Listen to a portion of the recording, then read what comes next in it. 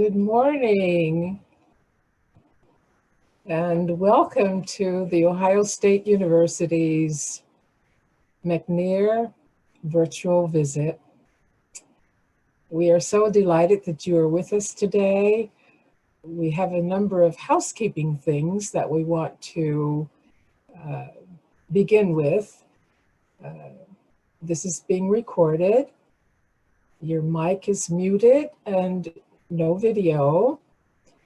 There is live captioning that is available.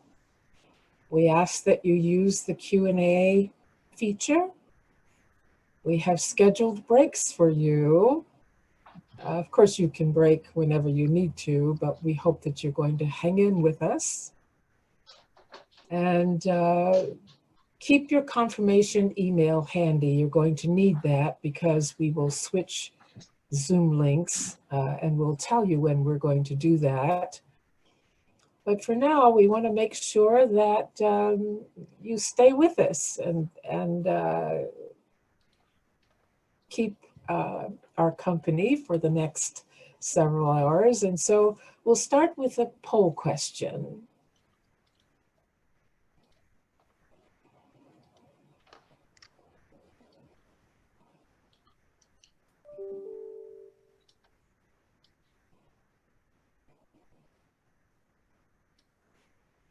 We hope you'll respond to the poll question and so that we can just learn a little bit more about you.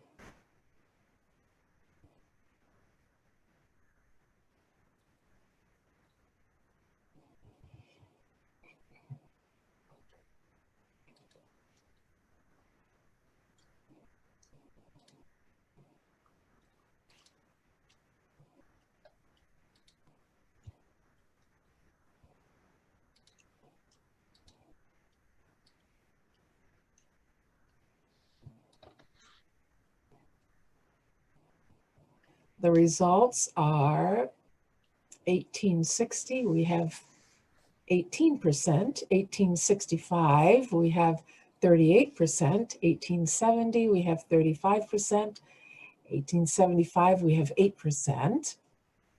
And then, without Googling it, how old is the Office of Diversity and Inclusion at The Ohio State University? We have 36% saying 35 years and 29% saying 50 years. And we are 50 years old this year. And so we thank you absolutely for participating. And now we're going to move, we're ending our poll, and we're going to move now into the next section of our visit.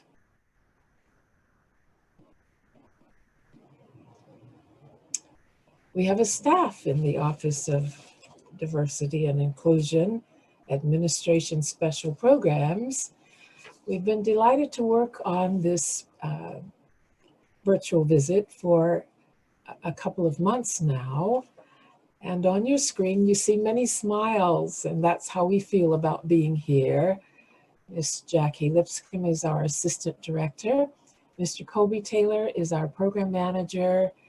Miss Landerise Brown, we smile when we think of her as our money lady because she is the Fiscal Officer and Assistant to the Director. And Mr. Graham Knight, and you'll hear from him in a little bit because he's going to be a part of the panel. He is our Graduate Administrative Assistant. Thank you. Our next slide, welcome. We want to welcome you. We have scholars and administrators here from 42 colleges and universities, as far away as Puerto Rico and California. Some of you had to rise a little early this morning. We thank you for doing that. We certainly want to recognize the 51 Ohio State University colleges, departments, programs who hosted this virtual visit, or who will be in the visit this morning, I want to give a special thank you to Dr. Brian Orefiche. He is Assistant Dean for Graduate Studies in Arts and Sciences. Dr. Brian has done a yeoman's work in contacting the many colleges and departments that make up arts and sciences. So Dr. Brian, thank you very much, as well as all of the departments who will participate this morning. And now for our agenda. The Office of Diversity and Inclusion welcomed by our provost, our vice provost, our OSU graduate student panel, the OSU and all-important academic unit visits.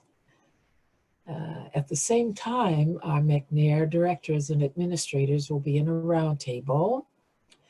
And then we return for a vital time with our Dean of the Graduate School, Dr. Alicia Bertone. And following that, our own Dr. Jacqueline Mashilamaya will bring us some closing remarks, and I will end the session. It is my delight, really, to introduce to you Dr. James L. Moore III. He is Vice Provost for Diversity and Inclusion and the university's Chief Diversity Officer. He is the EHE, that's the College of Education and Human Ecology, first Distinguished Professor of Urban Education. He also is Executive Director of the Todd Anthony Bell National Resource Center on the African American Male. And I would be remiss if I didn't share a little bit about Dr. Moore. From 2015 to 2017, the National Science Foundation stole him for a couple of years to serve as a program director for broadening participation in the engineering directorate there. He has published, he has traveled. We're going to provide a resource at the end so you can Google him and see what this humble giant has done. And especially in this time of COVID, Dr. Moore has been an exemplary leader, and it is my privilege to have him join us today. Dr. Moore, we're so glad to see you, and we're glad you're with us. Thank you, Ms. Rose, for that wonderful introduction. But on behalf of the Office of Diversity Inclusion and its fabulous staff, I just want to bring warm greetings. It's great to be here virtually with all you McNair scholars from across the country. With our new online format, I'm pleased to say we have more than 300 students from 42 universities, as well as more than 50 academic units at The Ohio State University being represented, all record numbers in which we're all very excited about. We're still learning the ins and outs of this technology, so bear with us today as we try this new format. I hope everyone is holding up well under the stress and strain of the tumultuous events of the last few weeks. I have found myself inspired by the call to action from your generation, and pray we find a way forward that heals our pain and make the changes to our society so desperately needed. I'm hopeful we can turn the passionate protest into policy and practice that promotes policing reform and greater equality of opportunity among all our citizens. Scholars and directors, thank you for coming to visit with us today. I would also like to thank our colleagues in the graduate school, as well as the many academic units across campus for helping us coordinate today's event. Today, you are on a virtual visit to the campus of the nation's preeminent land-grant university, an academic enterprise of unparalleled depth and breadth, where thousands of graduate students pursue degrees across more than 200 majors. Scholars, there has never been a greater need in our world for human talent than there is today. The stakes have never been higher for humankind. We need to tap sharpened minds from every background to solve the world's most vexing problems. The greatest challenge that lie ahead for humankind: how to best adapt to climate change, turn toward renewable energy, and feed an increasingly crowded planet, will only be answered by highly trained minds such as yourself. I view education as a public good, and this institution has a strong history of producing individuals that have enlarged the public good. Individuals like Dr. Jewel Mangaroo, who got her PhD in 1968 before having a long career as Dean of Nursing at Prairie View A&M. Or Dr. William Picard, one of my mentors, who earned his doctorate at Ohio State and became the first African-American, one of the first African-American franchise owners of a McDonald's restaurant. Dr. Picard went on to found Global Automotive Alliance, a $500 million logistics and manufacturing company in Detroit. He credits his education at The Ohio State University for setting the path for his upward trajectory of his dazzling business career. These individuals were once in your shoes as graduate students. We hope you will become a Buckeye and someday join the network of Ohio State graduates, making a difference in our society. When I think back on my own career, graduate school was really the place where I found my academic footing. One of the reasons for this was because I had a great academic mentor who made the life of the mind appealing to me. At Ohio State, you will have a chance to be mentored by some of the leading minds in your chosen field. Come here and you may study with folks like University Distinguished Professor Frederick Adama in the Department of English, as well as Spanish and Portuguese studies. Professor Adama teaches courses on Latin America, cultural phenomena, is a leading scholar in narrative theory. Come here and you may study with Professor Samuel Hodge in the Department of Human Sciences. Professor Hodge is a kinesiologist shaping the physical education teacher program here at The Ohio State University. Come here and you may study with Ratan Lal, a soil scientist who received the prestigious Japan Award last year.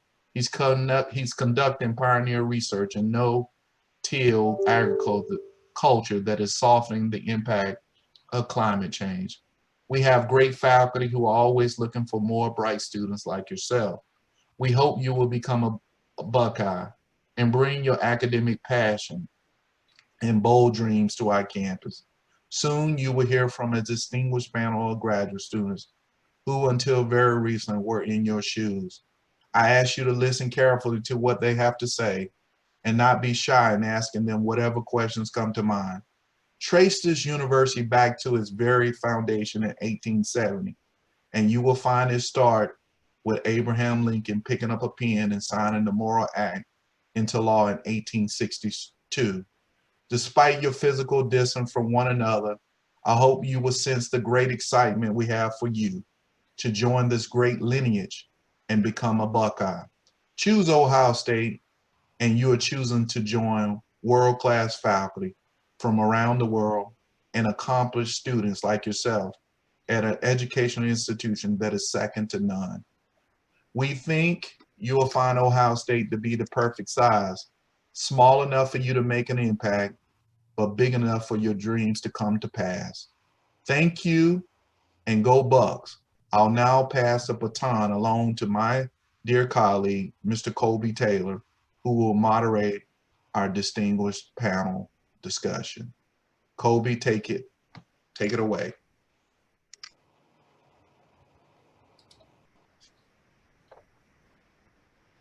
All right. Good morning. Good morning. I apologize for the delay as Dr. Moore. Thank you for the introduction and to welcome the students. And thank you to everyone who's coming to us from near and far. Still working the kinks out, trying to figure this thing out for us. And We hope that you'll enjoy the panel that we have put together for you. And as Dr. Moore again mentioned, we have distinguished panelists from across the campus. And some of them are still joining us because we got to this point a little earlier than we expected. So first, again, before I introduce them while we're waiting for a few others to join, I think that we have one or two panel questions for you again. So if we could put that up, please.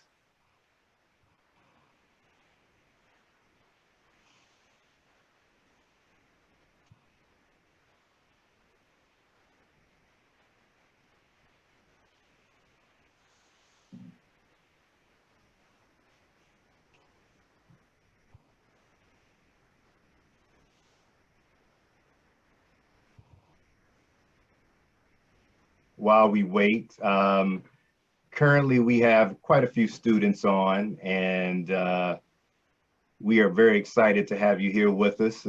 As Dr. Moore mentioned, we had about 300 students registered from as far away as Washington State and as far south as Puerto Rico. So we are very pleased with we're bringing the virtual world to you all.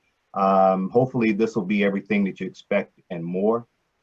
So it looks like the poll is not functioning at the moment, so I'll go ahead and move along. Right now we have with us, and in no particular order, and I'll have them introduce themselves briefly, and I'll go from one person to the next. So I'll lay some of the ground rules before we start as well as some of the housekeeping.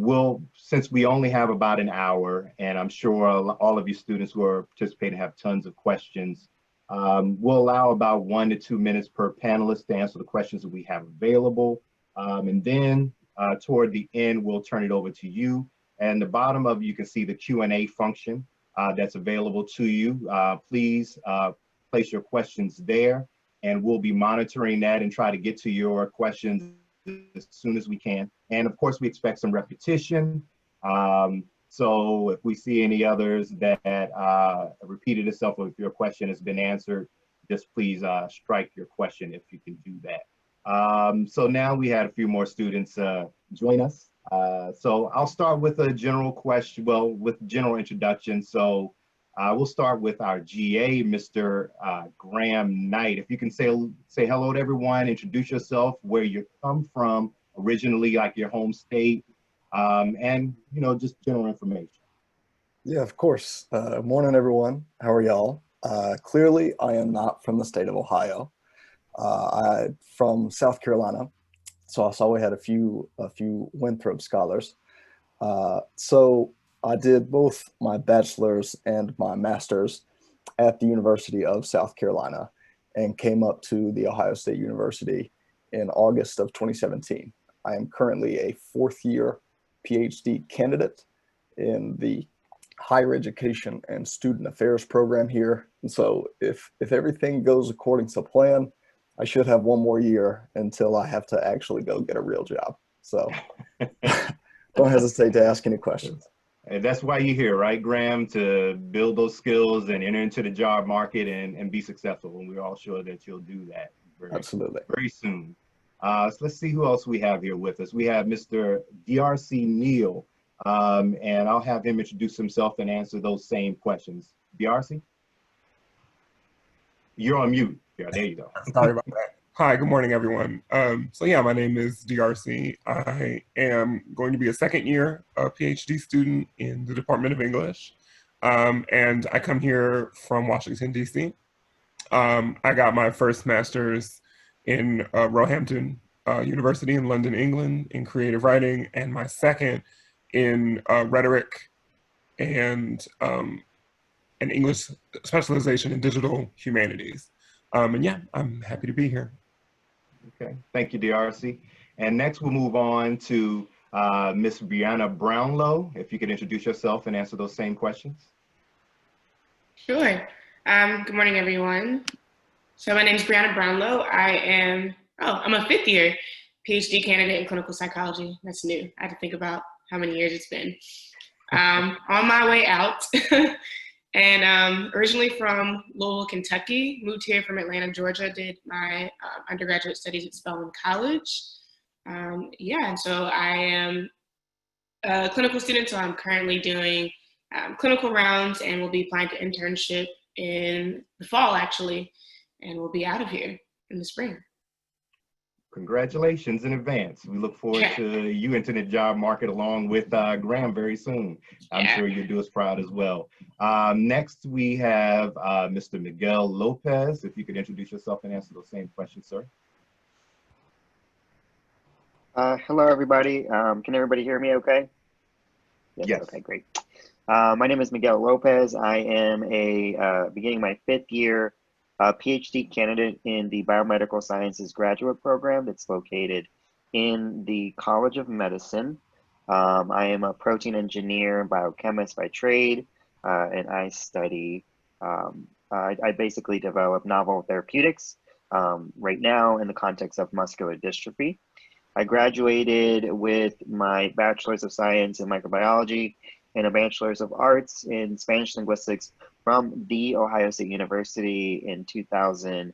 And then I worked full-time for about 4.5 years before coming back as a research technician in 2013, and then started graduate school in the middle of 2016. So I had a lot of different experiences, most of them academically at Ohio State.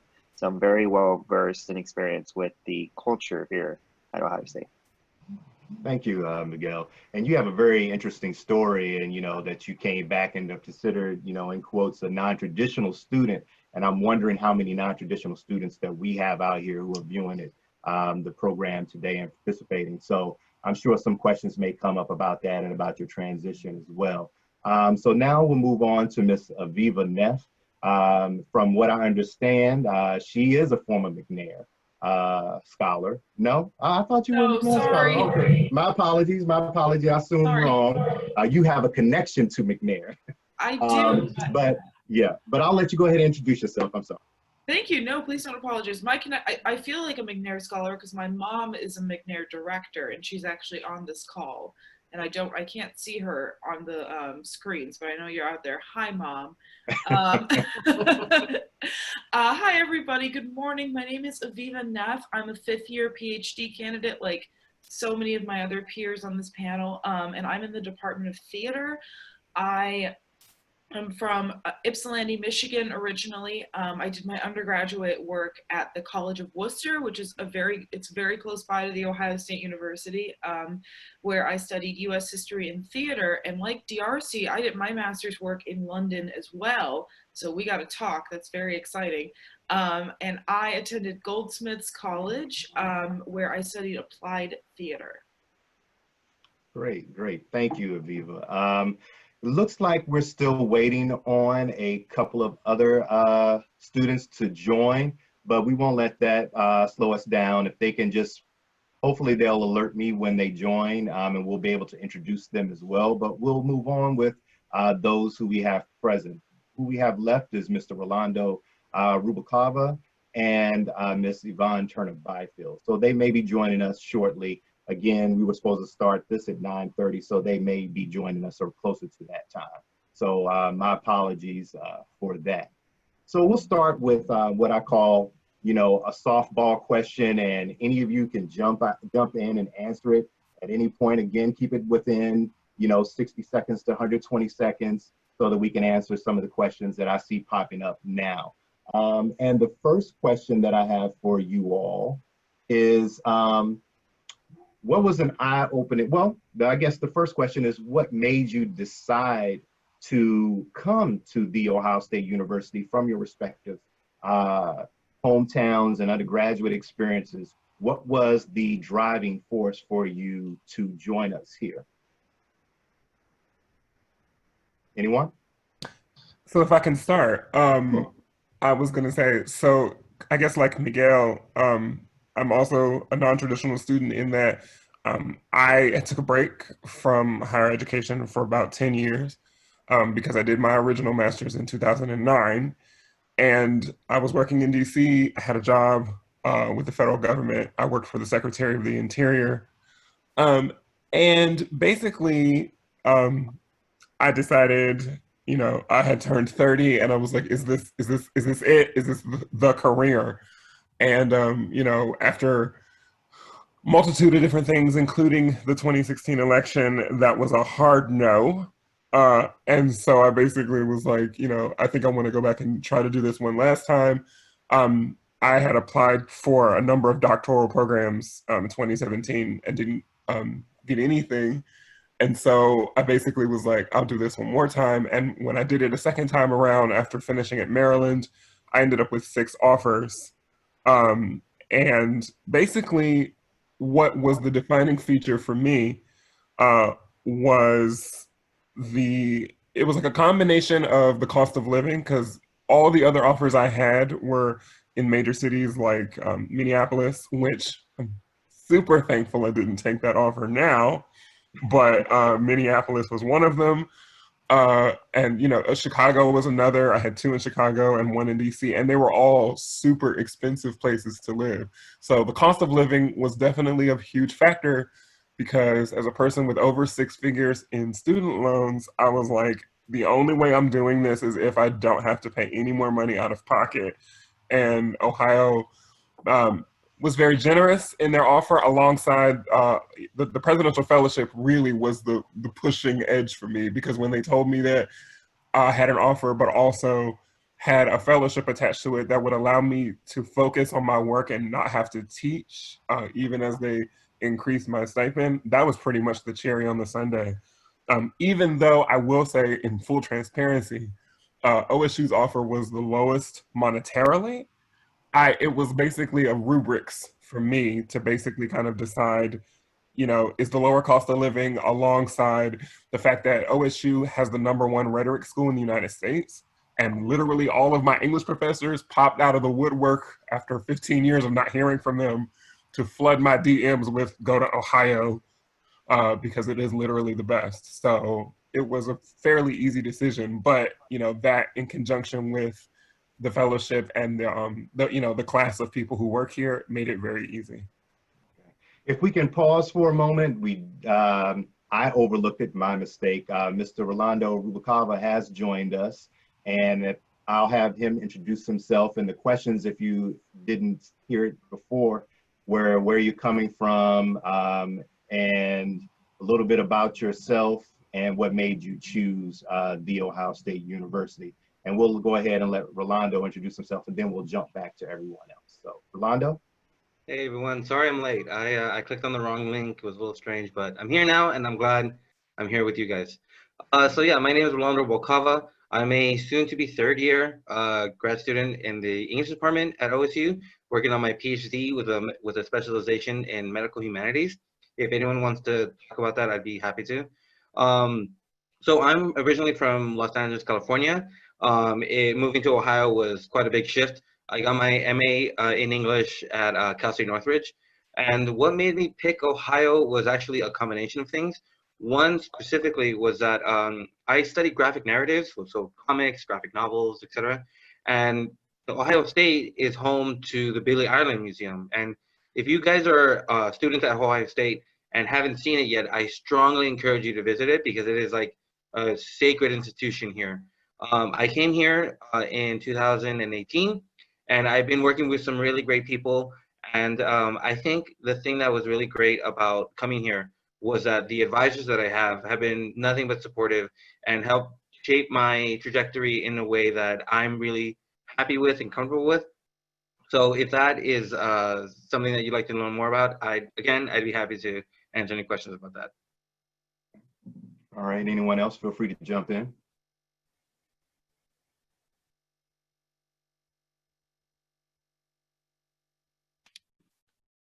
I can speak a little bit to why I chose OSU, because I was looking at some programs that were pretty disparately spread throughout the country. You know, I was looking at programs on the West Coast, and there aren't a lot of theater PhD programs in general. So I remember my visit weekend. When I came in, I was an accepted student, and I came in to this organized graduate symposium that my department puts on every year. And it was a combination of paper presentations and a couple of performances and a couple of just like posters. And it was just it was a day of like mixed creative and scholarly expression. And I remember everyone being very nice to each other. And I can't emphasize enough how important that is in your search for the right graduate program. It's really important that you feel wanted. And that was something that I hadn't quite appreciated until I came to OSU and was immediately so welcomed by students and faculty members.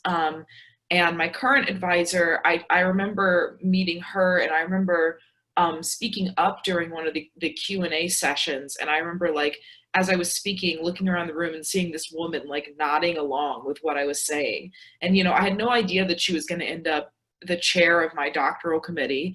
And I remember having lunch with this student who I just thought was so fascinating, another grad student. And we had such a nice time. And I remember calling my mom and saying, like, oh my gosh, I think I already made a friend.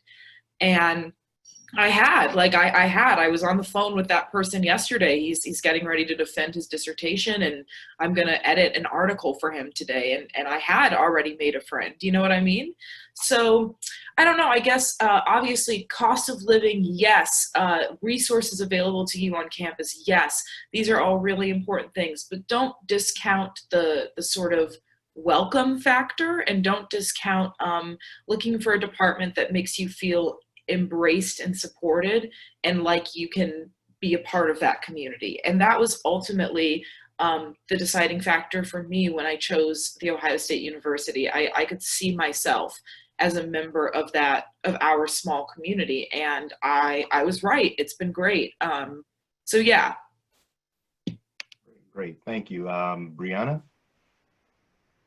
Yeah, so mine's a little shorter because I think I came straight from undergrad, and one of the major things that was important to me was being closer to home. And so like I said, I'm from Louisville, Kentucky, which is 3 hours away. I actually just got back from Louisville. So I can drive home a lot, and that was important to me to be able to be in driving distance. My parents are older, and so I like to be able to just get on the road when I can. And Ohio State offered me the most money. This is one of my least favorite questions, because I usually say, it was the money. But that actually, that's what it was. They gave me the most money, lowest cost of living, and close to home.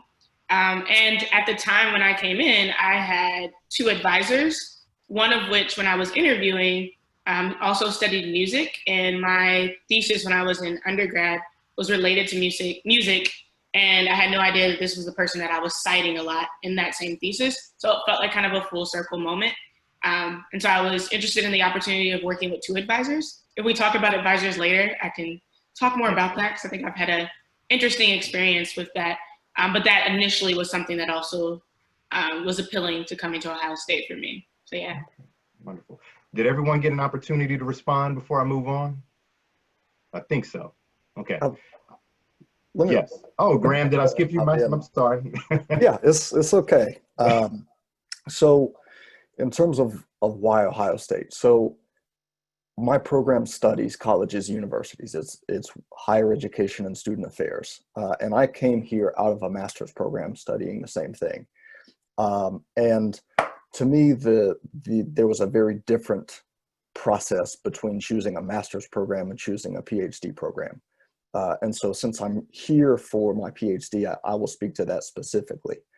My master's advisor said, what really matters when you are pursuing a PhD is your advisor relationship. And so I wanted to meet the person that I could potentially be working with in the flesh and make sure that I felt like I could work with that person for at minimum 4 years. And so I had a short list of institutions, went to one of the largest higher ed conferences in the country, and that the short list of 6 went down to 2. And one of those 2 was not on the original list of 6, and that was Ohio State. And I wound up getting into Ohio State. I did not get into the other institution. And then I got offered money to come to Ohio State because I'm studying education and there's not a whole lot of money on the back end in education. And so I wasn't going to put myself into debt to get this degree. And so everything just sort of happened to line up for me.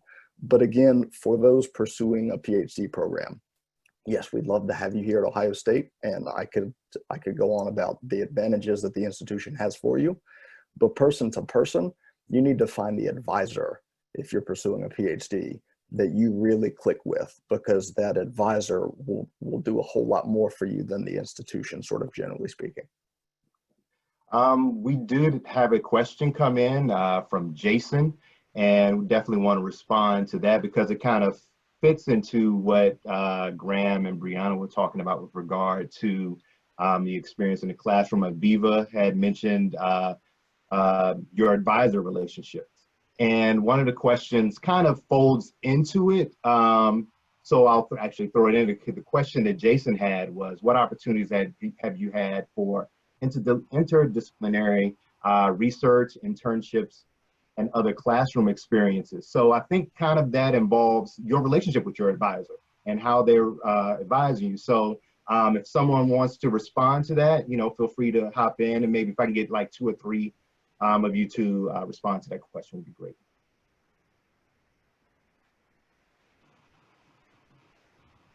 Brianna, since you mentioned it. Yeah, can you repeat the question one more time? So the question was, what opportunities have you had for interdisciplinary, if I can pronounce the word, research, internships, and other opportunities at the university? And if you can talk about how the advisor relationship kind of folds into that as well. Yeah, sure. So my work actually kind of fits nicely into an interdisciplinary space. And most of it stays within psychology. But actually, when I came into Ohio State, one of my advisors, who now is at UC Irvine, was more of a psychophysiologist. He was into health psychology, music, and things like that. So it wasn't maybe like your typical on-brand clinical psych. And so through him, I was able to connect with other areas, mainly in the Department of Psychology, like social psych, but also more broadly. And so that allowed for more interdisciplinary work. And actually, I think his connections allowed me to not just do interdisciplinary work, but work with collaborators that aren't at Ohio State. And so I've had kind of an interesting journey because I actually feel like a lot of my development was made through people who weren't at Ohio State. So through my advisor, I connected with his former student who's at Duke. And that's actually how I got my first publication. I collaborate with him. He's on my dissertation committee. And so that was one big way that I was able to meet some needs that weren't getting met through the advisors that I have currently. And a lot of it was maybe the opposite of the question. Because my advisors weren't the best, I actually did a lot of seeking out in other places that were outside of the department. So that's actually how I started to do work in different disciplines, was mainly because I didn't feel like I was getting what I needed. And so I was looking for mentors in other spaces to kind of fill in the gaps, if that answers the question. Yeah. Yes, thank you. Rolando, actually that question was directed to you specifically as well. So if you could respond to that, it would be great. Yeah, definitely. So if you looking at my specialization, which is medical humanities, that field is inherently interdisciplinary because it requires knowledge from a ton of different departments. The thing that was really great about working or the interdisciplinary opportunities that I had in my program is that my advisor was well aware of the interdisciplinary potential. So he did 2 things. He was able to encourage me to go to take classes in other departments and go to conferences that I would not usually be associated with. And more specifically, to reach out to departments that are trying to bridge with us to get to do that interdisciplinary work. Last spring, I actually did an independent studies with the medical center with a really great advisor in that department. Her name is Julia Hawkins. And what we were able to do was to focus on the body of knowledge that I need to start learning from the medical center on the medical side and bring it into my studies, which is what I'm working on now in English. And the great thing was that not only did we form a really great relationship with the department, but I'm currently working on a project that a year ago I couldn't even think of writing. So it was a really great opportunity. I got a lot of great exposure to with people that I would have never worked with, and the thing that's really great about the kind of opportunities that exist here is that you don't know that they're available until you're in it, and it's a really strange concept, but it's also the most rewarding kind, because when you're doing it, you then start to realize, oh, I'm doing the work that I want to do, and it's actually a really great feeling. Anyone else want to respond to that? Yes, hi. So if I could, I want to respond to it mainly because I had a situation that happened in April outside of the English department. So as a PhD student, at least here, you get to choose your classes in the first year, which is great because I know that apparently some schools predetermine like what you take. So because I do a lot of work, like I said, because I got my master's in creative writing, even though this is a scholarly field, I feel it's really important to bridge the two together because quite frankly, I'm tired of dry, bland papers that are like annoying to read. So a lot of the work I try to do blends those two things together. And sometimes you get professors who don't understand what you're doing. In April, I had a professor in the African-American department who was basically like, what is this? I do a lot of work in audio narratology, so creating audio novellas and sound stories. And he basically was like, what is this? How is this scholarly? How does this work? Like, what is this work? And my advisor, you know, was the one who had to come back and be like, so yes, this is scholarly, like, here is the reasons why, here is the work that it does. And I would say that that's part of the reason why I was offered a place at Ohio State to begin with, because I do work in a different medium that is different from writing. You know, they recognize the value in the work I'm trying to do and how different it is. So I will say that the school was probably, they've always been very open to the idea of different kinds of scholarship, which for me was the most important thing, because quite frankly, the world has enough Shakespeare. And so I'm trying to give something else. And they were very receptive to that. And I think that that's really important. Oh, wow, that's great. Interestingly enough, if I may add a little commentary, from what I understand, audio reading and audio novellas are an emerging career path these days, especially with all of us doing what we're doing now virtually. Everyone's home a lot. People are listening to a lot more novels than they are reading these days. So I think that you're actually maybe on to something there, DRC. I'll move on to another question that one of the students had, which is an important question. And I think that it bears being asked. We as a student from Eastern Washington University, and they wanted their campus is located in a not so diverse, well, not diverse at all, area within the state and within the town. And they've had some incidents that are racially motivated. And they wanted to know, as people of color, and just in general, what has been your experience at the Ohio State University? And if you can respond to that, and what has been the university's approach toward it? And do you feel as though they're doing what's necessary, especially with everything that's happening with the protests across the country? So I'm sure these questions will come up in the academic unit visits as well. So if someone would like to jump in on that question, feel free. Yeah, I have some thoughts, and there's a lot to be said about the protests that are happening right now and the university's response, but I'm going to speak kind of specifically to a personal experience that I've encountered. And I've spoken about this before at previous panels, and I will say that my first year at OSU, I faced racial discrimination within my own department.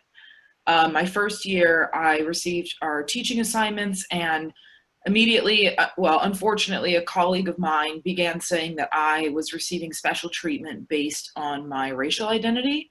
And it was a really difficult, it was a difficult moment. And I'd love to say that that moment has ended, but it has not. Unfortunately, like, workplace bullying and discrimination is a thing that will follow you, and it sucks. I will say that I recently had an sort of an interventionist call me from the Office of Academic Equity.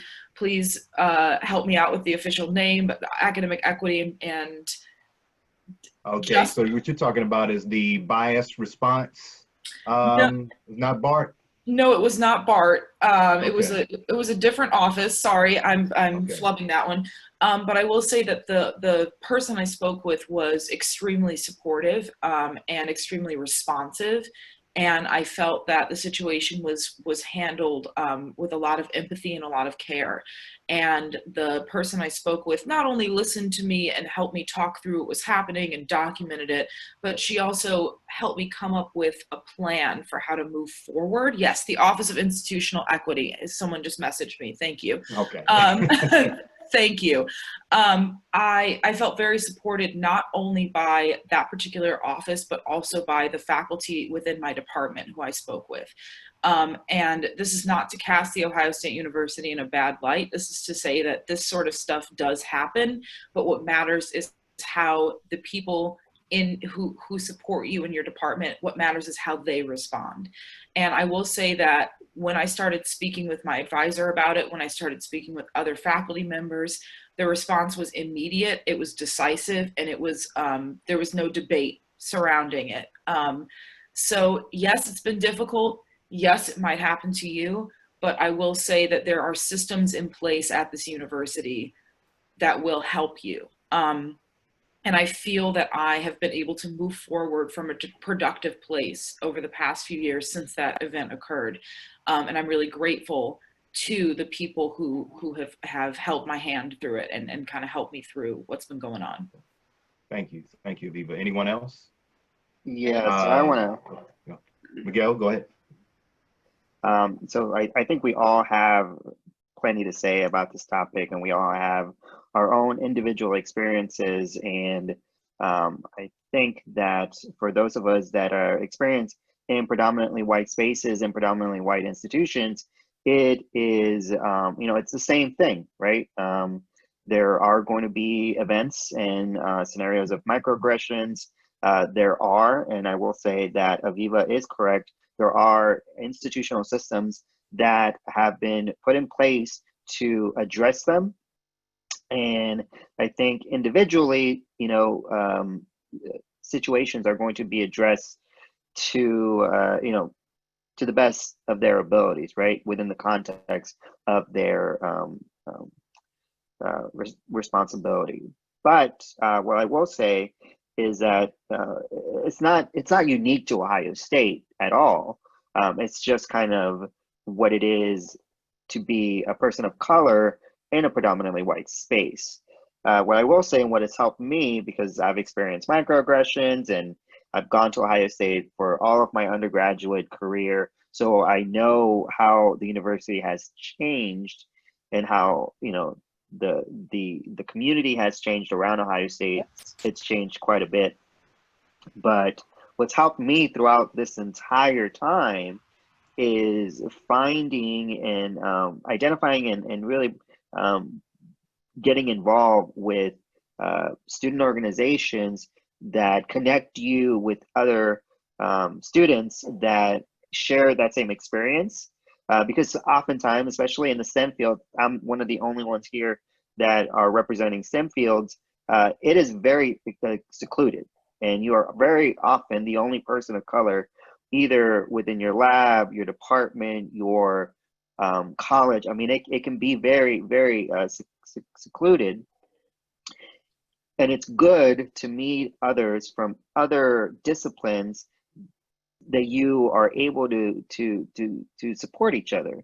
So I'm part of an organization, it's called SACNAS. Some of you may be familiar with it. And there's an Ohio State chapter that I helped establish And it's really been kind of foundational for me and other students in the STEM fields, that it's a support network. So I think finding that community and making sure that you're supported and utilizing the institutional systems that are in place to try to address these things. And I think more is going to be done. I think it's no longer just being about eliminating these microaggressions and eliminating or promoting diversity and inclusion. I think pushing forward this mentality of being anti-racist is the shift that's currently occurring. So and I hope that, and I think that Ohio State is coming to that realization as well. Thank you, Miguel. I think Brianna wanted to respond if I saw your hand pop up earlier. Okay. Yeah. So I had kind of a unique experience coming from an historically Black college in Atlanta, where I was surrounded by people who looked like me almost all the time. And then coming to Ohio, where I was the only Black person in my department for years.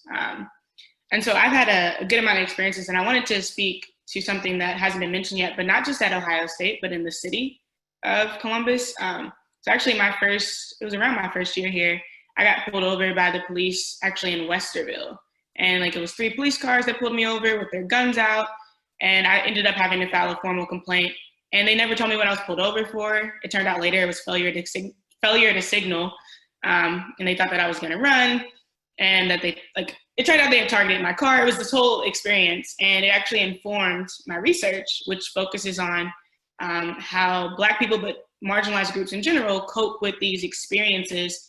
And then in the face of like having to continue to move through life, because the next day I had to take this 3-hour-long final. And so figuring out how to do that, but also having experiences at Ohio State, where I had a faculty member kind of talk about like how I dealt with things, being because I was educated. So a lot of times dealing with intersectional like ways of discrimination, Black exceptionalism, so saying that I was better than other Black people. And so those are experiences that I had with faculty in my department. But similar to what Miguel said, I found a lot of advocates within my department, but also community. So I'm the outgoing president of the Black Graduate and Professional Student Caucus, which is a community here that I really latched onto, and that had all of these people in different departments who had, in different areas of like, whether it be their first year or their last year, who were able to help me through a lot of the experiences that I had, and help me to figure out how do I like address the things that are happening in my department, where I'm asked to do all the diversity work, or I have people saying things that are overtly sexist or racist or something at the intersection. Then how do I also deal with the discrimination that I might be facing in the city while still trying to maintain the work that I'm doing? So I think one of the reasons why I stayed at Ohio State was because of that community and the solidarity that we have there. I think Ohio State has work to do, but I think that they're really trying to work on that, and especially in the ways that they've been striving to respond to the things that are happening in the city. I think, because I've been really active in the protests as well, but it is Ohio. So I think there's work to be done, but there is community here, especially for Black students who are looking for community. Thank you for those responses. Not to be, try to move on, but these are very important things to respond to let everyone know that the Ohio State is in the capital city of the state. We're in Columbus, Ohio, and we're a city. The university is a city within a city, and we have many of the problems that comes along with that. And so I'll leave it at that, and thank you all for your responses. We have another question that's coming in all the way from Puerto Rico, and thank you for McNair Scholars from Puerto Rico for joining us. Very excited to have you here with us. And the question is, what best advice can you give to the scholars now that they are transitioning from being an undergraduate student to a graduate student? Okay, DRC, I think go ahead. Yeah, so I love this question mainly because I think it's very important.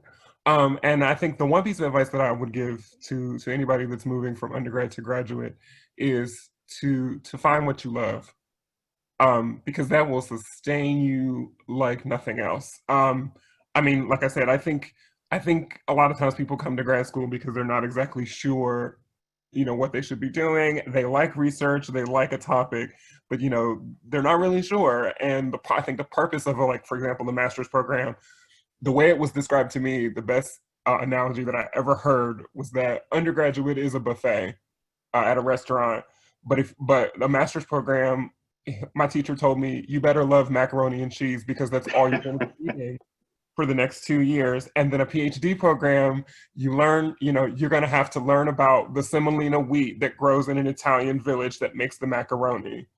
And that is an extremely apt example because that's exactly what it is. So, like, I love English, I love writing. And, honestly, that's what keeps me up at 4:30 in the morning, listening to Janelle Monáe and writing my perspective, because you have to get into a space where you really want to push the research and the scholarship forward. So yeah, I think finding what you love to do is probably key.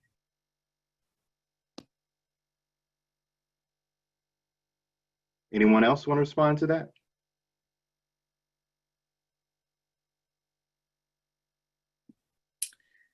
Graham, Rolando, I think that's pretty much been covered. I could jump in though. I think, Aviva, did you want to jump in on this? No, you should go for it. Okay. So yeah,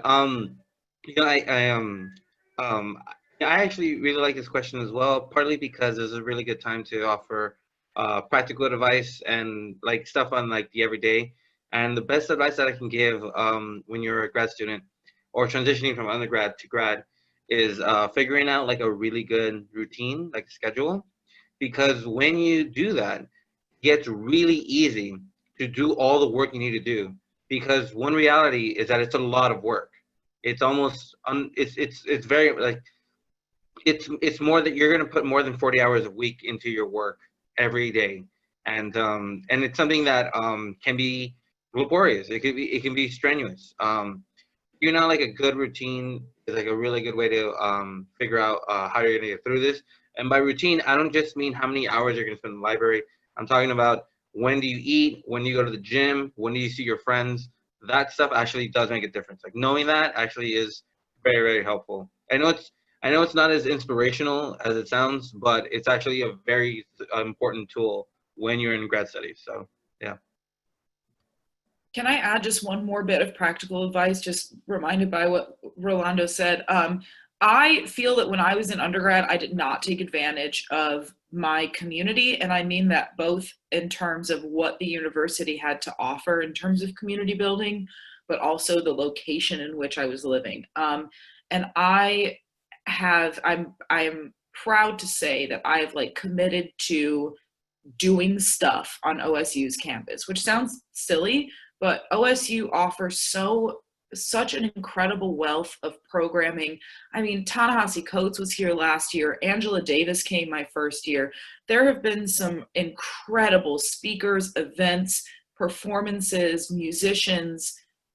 Take advantage of that. You're paying for it out of your student activities fund often. You know what I mean? Like, don't sit at home when something incredible is happening.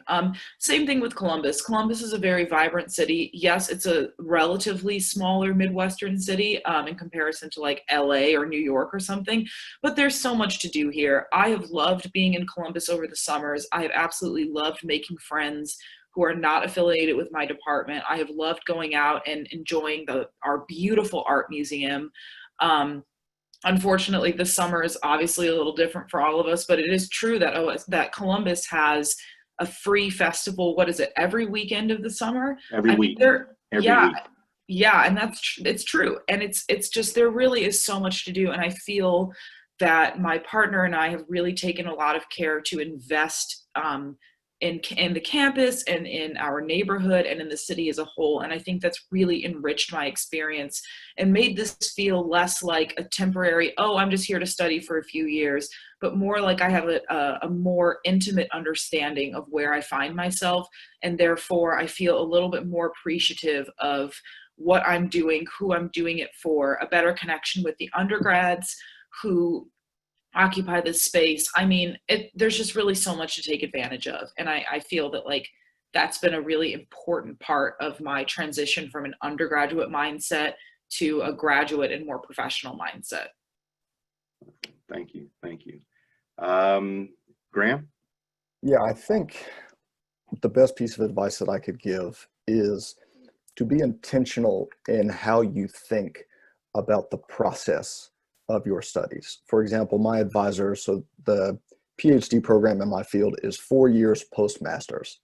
And really what he wanted from us in our first year is to just, yes, do your classwork, do well in your papers, things like that, but get settled into the community, particularly for those of us who are from out of state. Come in and take advantage of the folks in your program, everything that not only Ohio State offers, but the city of Columbus offers, because this is hard to make friends as an adult. It just is. And you need to get yourself established in this place and in this community first, while keeping tabs, yes, on your studies, but the studies will intensify as the years go on. And if you have not done the work to make yourself comfortable in this space and surround yourself with a supportive community that will help you when things get real tough, then you're in trouble. And so think about it. If you're here 2 years, 4 years, 6 years, you need to think, okay, now that I'm here, yes, my studies are very important, but you're a person before you're a student, and you need to make sure that you're throwing out nets that will help you when you fall, because you will fall. And it's okay, and we all do, but you need to make sure that you have folks there to catch you. And so the discipline, like Rolando mentioned, in terms of setting yourself a schedule and making sure that you get things done, discipline's much more useful than motivation. Don't wait for motivation, just do it. And then like Aviva says, needing to just immerse yourself in the community, because there's all sorts of stuff to take advantage of. Thanks, everyone. I appreciate those responses. And I have a couple of questions for those who are about to transition into the workforce very soon, and you're finishing off your programs. And one of the questions is, what are your career goals after you finish your education? And are there enough resources to have prepared you for the next step in your life? I think Brianna was one of the, yeah. I can go. Ours is a little different because it works like the medical school model, where after so I'm in a 6-year program. And so our 6 years where you go to internship works like a residency, where you do rounds and kind of do only clinical training. And then after you finish that, you get a license, and then for most states, you have to then do a postdoc. And so it kind of depends on what you want to do. So I think our trajectory is a little bit more confined and linear in that way. But I think there are kind of 2 paths. There's the clinical path and then there's the academic path. And so I think a lot of the experiences in ways that you get prepared, and I think Graham said this, but it has a lot to do with your advisor and then your clinical supervisor. So clinically, I feel really prepared because I've worked in medical centers and they kind of tell you how to continue down that path clinically. But as far as research and kind of going into academia, that's very advisor dependent. And so that's something where I think the path is a little less clear, but at least for us, what it looks like is you kind of have either you go the clinical route or the research route or some blend of the two. And I think both paths you can get prepared in different ways here. But there's a lot of opportunities. And I think that's the cool part, is a lot of people get to switch. So most people do a clinical job, then they do postdoc, then they might do a professorship, then they might go into a medical facility. So it looks very fluid in that way, but that's something I like, to know that my career won't look the same in 10 years from now. But I think that's kind of what our path looks like. And that's very specific to psychology and clinical work in particular. Wonderful. Who else is about to leave us soon can respond to this question? I know there was one more. I remember there being one more. I will be out at the end of this. I will be out a year from now if all goes according to plan, and I don't know if that's soon. My answer is just, it's not as intricate. I'm hoping to go into academia because as an artist, academia provides the financial support for me to work creatively as well as continue my scholarship. And I also really have found a deep appreciation for teaching. I feel that it's a really important aspect of my experience at OSU. It's sort of, I always say that I have like the radical classroom because we talk a lot about politics, we talk a lot about social matters, and I really just love that connection with my students. So honestly, I hope to continue in academia. I'd love to teach at a liberal arts college or state school like OSU, just because I think the students that I've encountered so far have been really, really incredible, dedicated learners. So I just don't have an exciting answer. Hey, any answer, any honest answer is appreciated. So anyone else? I think that was it. Okay. I actually have a question that was directed at DRC. How do you feel the MFA has contributed to your overall success in your PhD versus getting a master's in education? Very specific question. Yeah. So, I mean, like I said, I kind of spoke to this a little earlier. You know, I think that an MFA is a very specific kind of degree. A fine arts degree really provides the context, I think, for what the scholarly work is supposed to be teaching you. And I think a lot of times that's what's missing in scholarly work. So I also, I mean, I want to put it out there because it hasn't been addressed. So I have cerebral palsy. I was born with a disability that is very significant. And that isn't something you see in higher education at all, regardless of race. And then when you put race on top of it, you become an even smaller decimal of an infinitesimal number of people to begin with. So when I went to London and to Maryland, I was always the only person in my situation in every room, which can be extremely isolating, but creative writing is what helped me to process through that. Because I think a lot of time, I think it's one thing to have imposter syndrome where you don't feel like you belong in the room. It's another to not even be invited. And so for me, the creative outlet is what allowed me to kind of the work that I'm trying to do, and to be very, I think Graham said it earlier, to be very intentional about the process of what it is that I'm trying to do with my work. So I, not a fan of London personally. After living there for a year, they have great desserts, but that's about it. But I did like the school. The school was a very useful part of what I learned, and yeah, I think it's very helpful to try to blend the two together because, like I said, we need different types of scholarship. So, okay. So following in that vein, DRC, there was another question that was directed toward you about studying abroad and having chosen to pursue an education in another country. I know OSU has many opportunities for research in other countries that follow along with your programs, some study abroad opportunities, many study abroad opportunities. But specifically for you, DRC, that question was, and for any of the rest of you who've had study abroad experiences, if you could speak to that as well. Shoot, hold on. Yeah, I you know, I studied abroad in Germany before I went to London, and you know, the usefulness of that is that, I mean, honestly, it just gives you such a wealth of experiences that you wouldn't have otherwise had. You know, like I said, it's one thing to think about disability studies from a context of the U.S. because we have a very special brand of the way that we do things, you know, with the flavor of freedom and individuality attached to everything. But in other countries, that's not even a concept that they even consider. So when I was looking at my scholarship, trying to apply it through the lens of other people who might not have had it was a really interesting scholarly choice. And I think it made my work better. It makes the research much more engaging.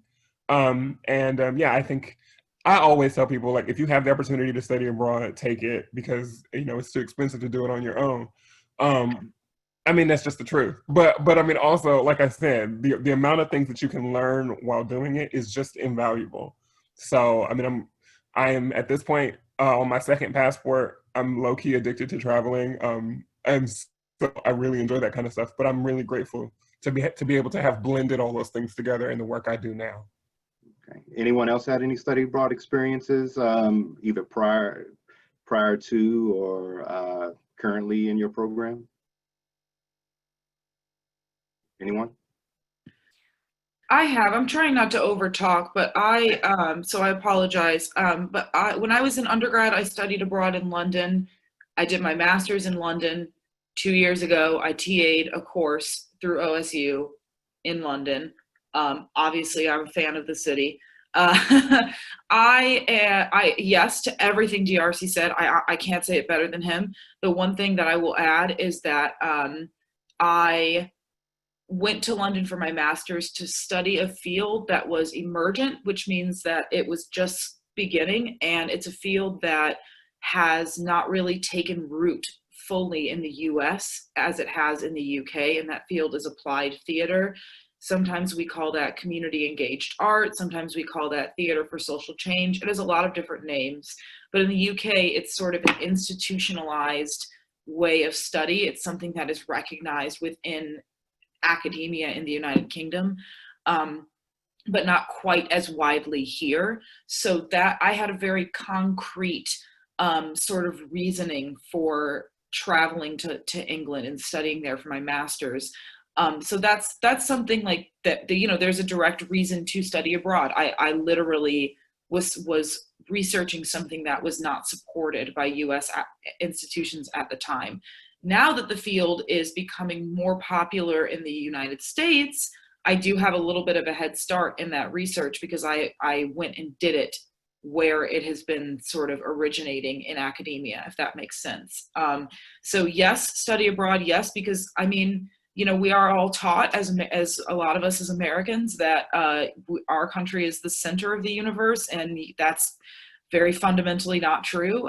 So if you have any opportunity to get out of here for a little bit, like please take advantage of it. And like DRC said, it will be one of the more cost-effective ways to travel, I think, when you're young. So yes, study abroad. Okay, great. All right, we'll move on to another question. And maybe if I can get to a couple of, because we're starting to get close to the end time and we want to stay on schedule. We're about a little over 15 minutes out now. So I'll go back to the questions, and a student from Concord University, which I believe is in West Virginia, was wondering, what does a normal day look like for you as a student? And I know that varies widely depending on what program you're in and what are the requirements for you. But someone that we haven't heard from lately, if in the last few minutes, to respond. One or two? So I guess I can speak to a little bit about from the STEM field, right?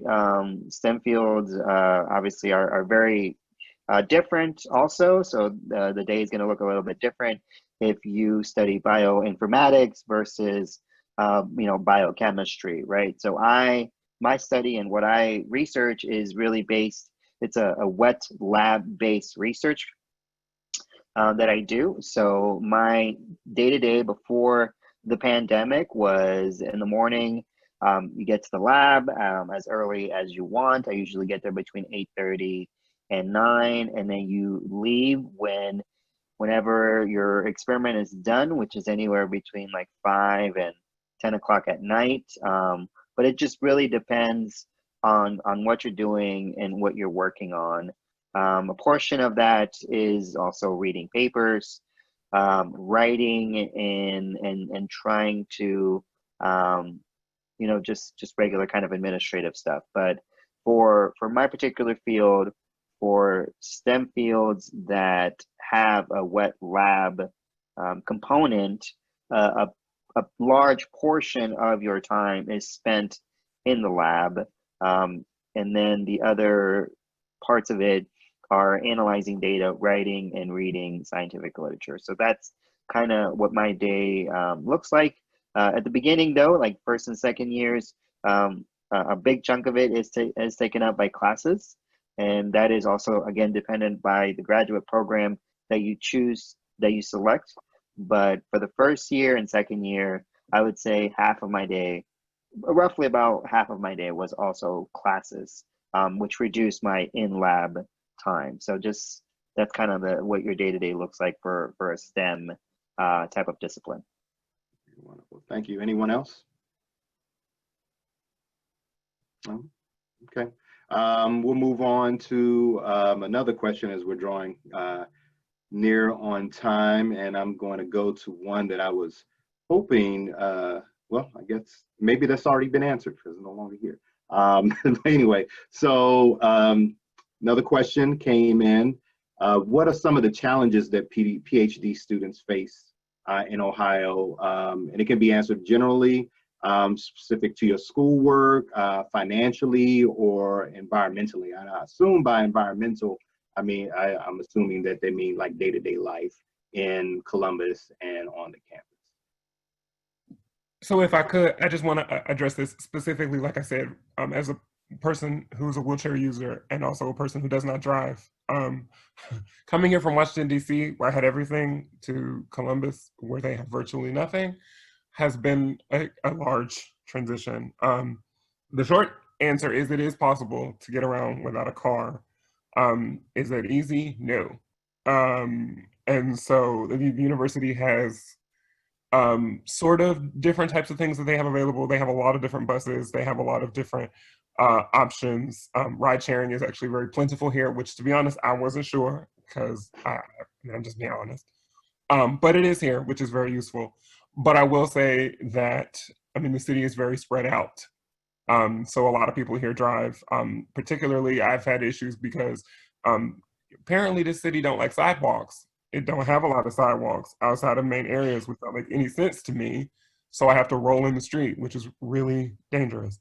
But I mean, like I said, if you can memorize the main thoroughfares and get used to the bus lines, then for everything that you need to do in relation to the school, yeah, there is plenty of stuff around. And then, like I said, the airport is also like 20 minutes away, which is actually a big plus. So. Would anyone else like to respond to that? No? Okay. So let's see. Now, hold on. Okay. All right, Graham, there we go. You can go ahead and hop in. Don't raise your hand. Come on now. Yeah. I wasn't sure if I'm seen right now. I was raising my hand, but I was like, okay. No, that's cool. Okay, yeah. So I'm from the West Coast. So coming here was a huge environmental shift. I mean, I actually joke about this with my friends. Like, I've seen snow on TV, but I've never seen it fall from the sky. That was a bit jarring. You know, like there is a huge challenge. You know, Ohio, like Columbus is a little quieter than LA. You know, it's a little slower pace, and that took a bit of getting used to. But I think one of the challenges that actually ended up like helping me as a grad student was that because a lot of the people here are not so interested in doing something fun on the weekends or finding the cool thing to do, you get to focus on your work so much that it just becomes part of your routine. So like, I think there was a question about like what your day looks like. I actually have a blog that talks about my PhD experience, and there's an entry that is like a time-stamped routine of what my entire day looks like. And firstly, it's not pleasant. There's a lot of going back and forth to halls, studying, like running across people that I might have to talk to later. Yeah, it's a bit of a challenge, and also this campus is significantly large. There's a lot of things that you have to cross through, and there's not a lot of great places to eat on campus. That can be a challenge. But the thing that's really great is that about like finding your routine, the thing that I mentioned earlier, is that when you do, it makes doing everything else way easier.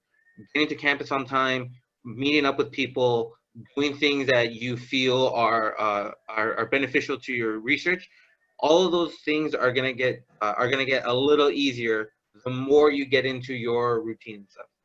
Okay, so Rolando, you mentioned you have a blog. If you don't mind, if you could put that, share that with our attendees, I'm sure that many of them would be interested in taking a look at that, so they have an idea maybe after the program of what your day looks like, or what life looks like on the Ohio State campus for you. I'd be happy to. How do I do that? Well, what you can do is you can go down to click on the chat function. And once you pull that up, you can send to all attendees. Oh, gotcha. Yep. All right, great. Got it? Cool. I got it. Yeah, I'm doing it right now. Thanks so much. Yeah, thank you. Move on to another question. We have about 9 minutes left. And if I can get 2 people to respond to this, based on your program, what kind of student do you think would do well? And what are some of the values and teaching philosophies that you've experienced at OSU?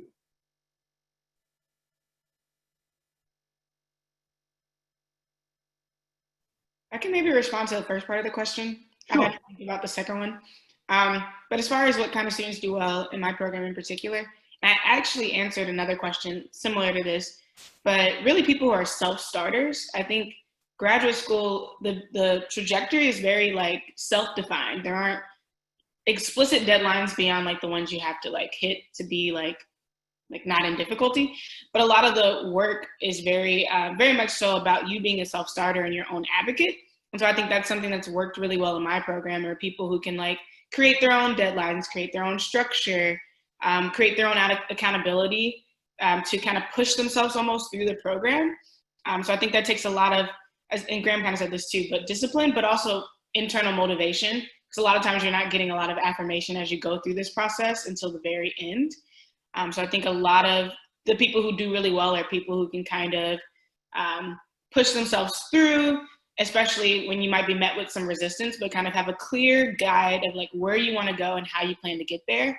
And then being able to ask for help and guidance, not only from your advisor, but other faculty members and students who have made it through the program. So really being kind of a self-initiator. Wonderful, thank you. Anyone else?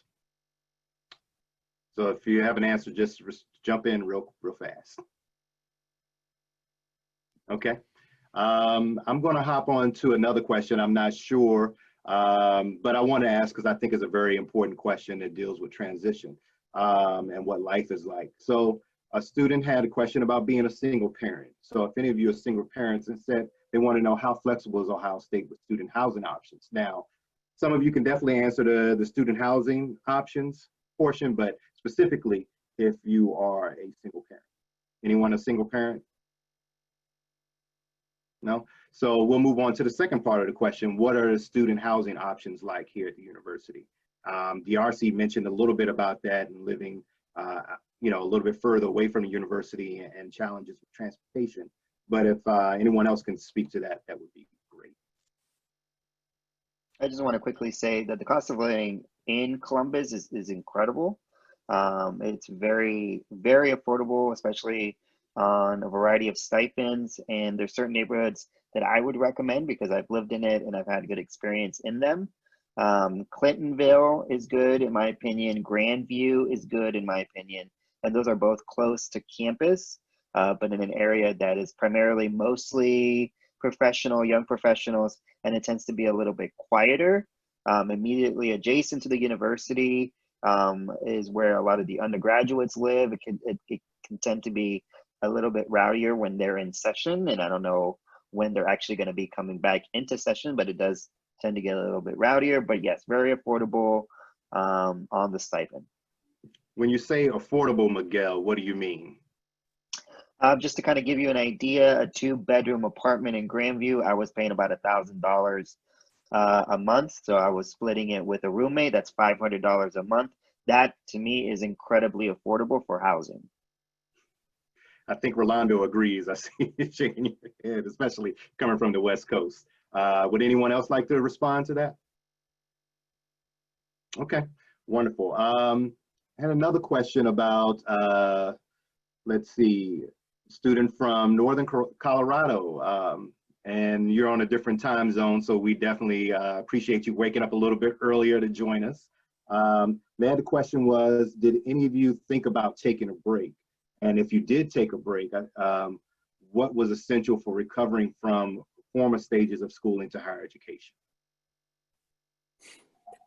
So this is interesting for me because I took a break between undergrad and going back for my master's. Quite simply, when I was an undergrad, I didn't really know what I wanted to do. Didn't know that the field that I'm currently in even existed. And then I started back at the University of South Carolina during the spring semester, which is not a whole lot of institutions are even able to do that. But I think what was helpful for me was, you know, for those of y'all in the senior year of your undergrad, you're probably burnt out. You probably got a good bit of senioritis now, even now that you've finished.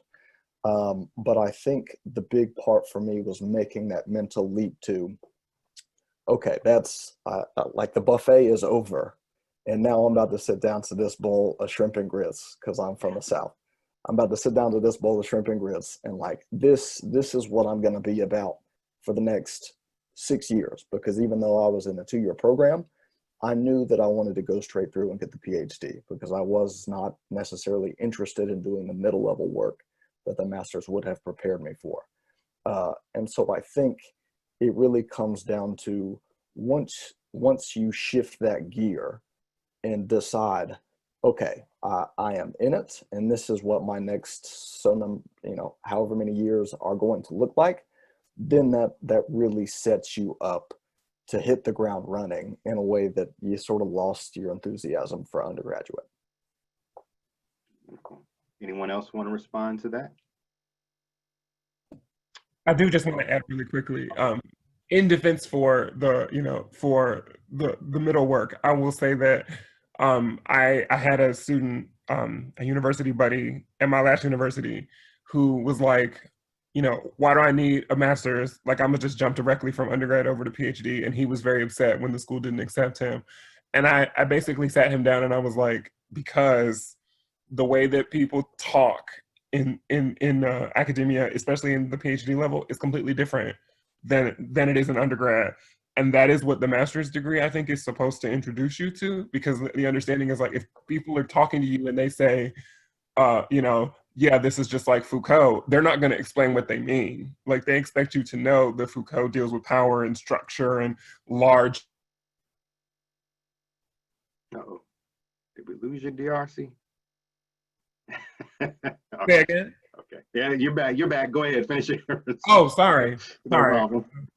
The internet is tripping because, yeah, where I live. But yeah, I was just basically saying that, the master's level, the point of the middle section is to prepare you for the way that people talk in a PhD level class. If I hadn't had it, then I think I might have been completely overwhelmed by just the level of discourse that people sometimes do. And that's not to say that everybody here is pretentious. Ohio is actually super nice. The people here are very not pretentious, which is another reason why I didn't go to 3 of the schools that I picked, because they were. And I think that's really important, to find people who are not going to lord that over you or like hold, that level of academia over your head. But I will say that it is important to get a baseline level of knowledge so that way you can understand when people are talking.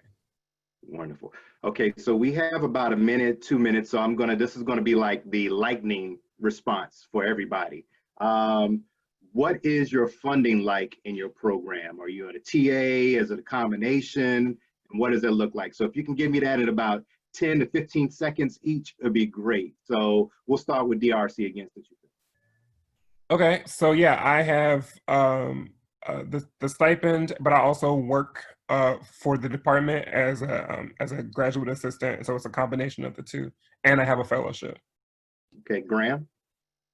Yeah, so obviously as the GA, my funding actually comes from the Office of Diversity and Inclusion. And for me, one of the most important things is before I started, I got funding 1 week before orientation.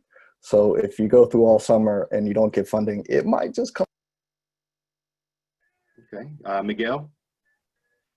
Right now, I am a graduate research fellow, so I'm funded by a fellowship, but my program does not make me teach, so I won't need to be a GTA.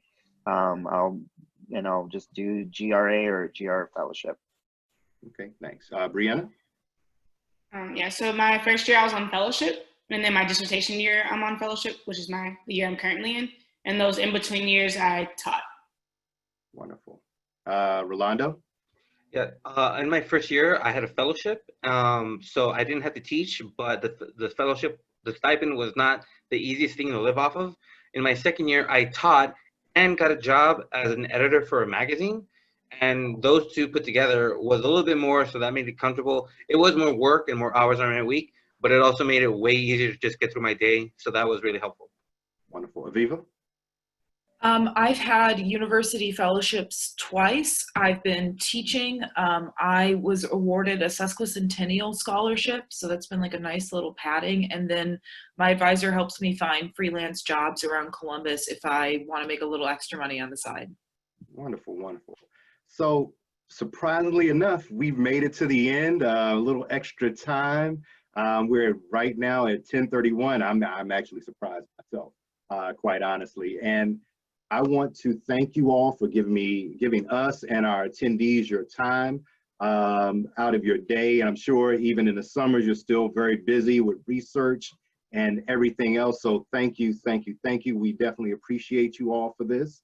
And I'm sure the students thank you as well. And I'll say to our students and our directors who are watching today and participating, any questions that were not able to get to, we'll definitely respond to via email later on and some of our future correspondences. So, Ms. Jack, and as far as our graduate students who are here, you can feel free to leave at any point. Again, thank you for giving us your time, and we'll move on to the next portion of our day. Welcome back. We hope that your academic unit visits have been the kind that will spur you on to your next endeavor. This is an endeavor. It started when you began your undergraduate work, and now some of you are getting ready to graduate. Others are moving from one grade level to the next, and you know more after you've been in the academic unit visits this morning, we hope. It is certainly my privilege to, before I start, do you know that I forgot to tell you that the answer to our question this morning about when we were founded was 1870. And I had skipped over that when I was telling you that ODI is 50 years old. So the university is actually celebrating its 150th anniversary. Dr. Alicia L. Bertone. She joined the Ohio State College of Veterinary Medicine as a faculty member in 1990. She actually began her education in the fine arts at the School of American Ballet in New York, and later transitioned to the sciences, focusing on medicine. A researcher, she has mentored professional students, surgery residents, and research fellows. Orthopedic surgery is her clinical focus. Her innovative work includes 7 inventions and 3 patents, and Dr. Bertone actually received her BS and DVM degrees, both with distinction from Cornell. MS in surgery and joint pathology, and a PhD in biomedical sciences, both with distinction again from Colorado State University. A fellowship in gene therapy from the Center for Molecular Orthopedics from Harvard. She is board certified as a diplomat in the American College of Veterinary Surgeons and a diplomat in the American College of Veterinary Sports Medicine and Rehabilitation. I can't tell you of the number of awards and recognitions. They all warrant remarkable mention. We are delighted that we have a wonderful relationship with Dean Alicia, and we want her to present to you now. Well, thank you so much, Rose. I had actually forgotten about a lot of that over the years, so it was a trip down memory lane, but very much appreciate that. And now I'm so happy to be able to take some of that knowledge, experience, et cetera, and bring it back to the new, young, budding, up and coming students that we have with us here today. So first, let me welcome everyone and say what a privilege it is to be able to speak with you today. I know this is big times in your life when you're thinking about your future and the choices that you make. It is so critical that they are right for you and that they are the right fit overall. And that's really what it comes down to, is finding the university that can offer you academically your dreams, basically, and every part of it, but also seems the right environment and the right fit so that you would be comfortable growing as an individual as well. Do I actually control these slides, Rose, by clicking the button? Or you, okay. There. Okay. I can't see the whole slide, not that. All right. So we're looking for the fit. So you might say, well, Ohio State University, of course, is a very highly ranked public school. We can talk about that in detail. So academically, I think you will find anything that you need here.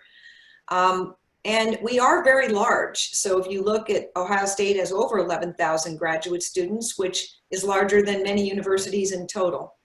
And we have individuals pursuing many types of graduate degrees, and all of them fall under one graduate school. And at first that might seem like, wow, what a big enterprise, but actually with the way that it's organized, it feels like a small enterprise, in that we are here at the graduate school to answer everyone's questions, and we know all about all the different options, and we really can serve as a centralized resource. This is not true at many universities, including many in the Big Ten, that the programs and the management of the programs has been decentralized and disseminated out. And sometimes units can feel a little, maybe unaware of what other units are doing. But we have a tried and true method in which PhD students are professional doctorate students. And if you're wondering what falls in that, it's everything from nursing to educational doctorates to occupational therapy, physical therapy, etc. Doctor of Musical Arts, and then our Masters of Science and Arts, as well as all professional masters as well, which are more course-based masters, and all certificates that are graduate certificates, and all of them are managed and handled centrally from one location. Next slide. So, and then just to show you again the size overall, we have 15 colleges that range all the way from arts and humanities to business and engineering. And these colleges have within them about 132 departments that range from dance to economics to psychology, etc. And I imagine as an undergraduate student, you're very familiar with the fact that your undergraduate majors are linked to departments and colleges. But actually graduate study is very different in that graduate studies are linked to programs. And programs can be within departments, but they also can cross departments, and they can be interdisciplinary and cross colleges. And the programs have their own governance structure. They have a graduate committee that is made up of faculty and students, and they essentially define the policies and regulations of their actual programs. So that is decentralized in many ways, but those committee members all address and answer to the graduate school almost through a separate mechanism than your classical undergraduate lockstep major arrangement. So most importantly here at Ohio State, we have 238 graduate programs, which essentially what that means and translates down to for you is that there is something here for you. And as these websites we show, if you get on the websites and click in both the graduate and professional admissions website, as well as our grad website, you can click on a list of all of these programs and start thinking about what is exciting to you. Next. And so why is Ohio State right for you? Next.